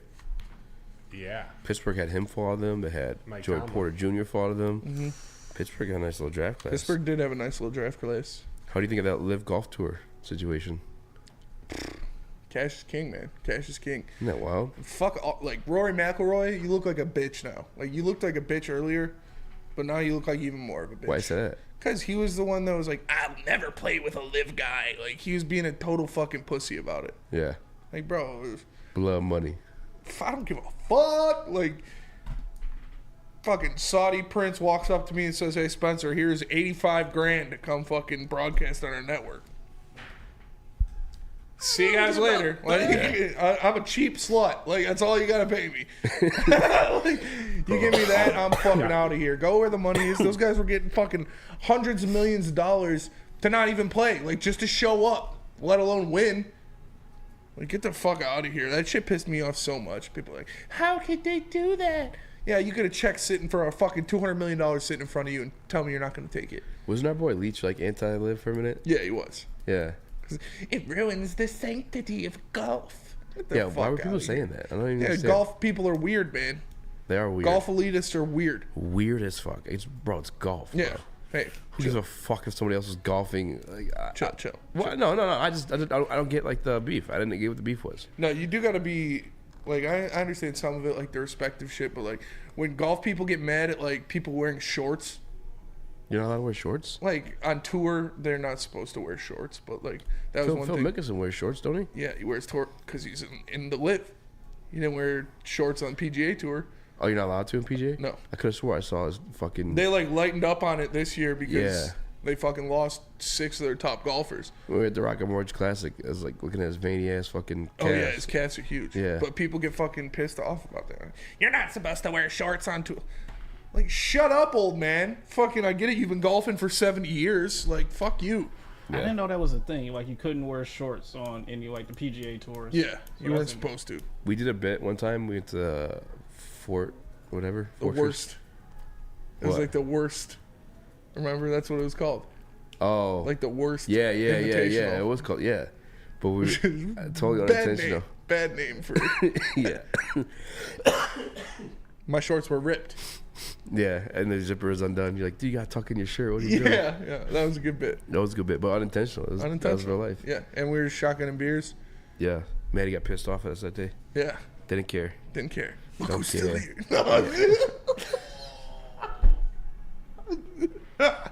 Damn. I'm just kidding. I'm still standing. I'm just kidding. Love her. She knows I love her. But it's... That's wild. Remember the chicken video? Yeah. That came up on my story. We made so much better content, like doing what we did, for sure. We did, for sure. The hot sauce with T-Foss. And like, if we really wanted to pursue it, probably could have got like a sponsor to the hot sauce people. Yeah, for sure. That was fun. It was fun. It was a lot of fun. But that'll do it for us today. We appreciate you all tapping into the Woodward Sports Network live on woodwardsports.com. Make sure you like and share your stream. If you're not listening on woodwardsports.com, you're listening on an audio device, give us a 5-star review. For the man to my left, Speak Easy. I am Spencer Raxter. We got Chris Platty in the TD booth, JB Smooth on the ones and twos, and our boy Matt Broder in the man's chair. We are the Woodward Heavyweights, and we'll catch you guys tomorrow. Peace.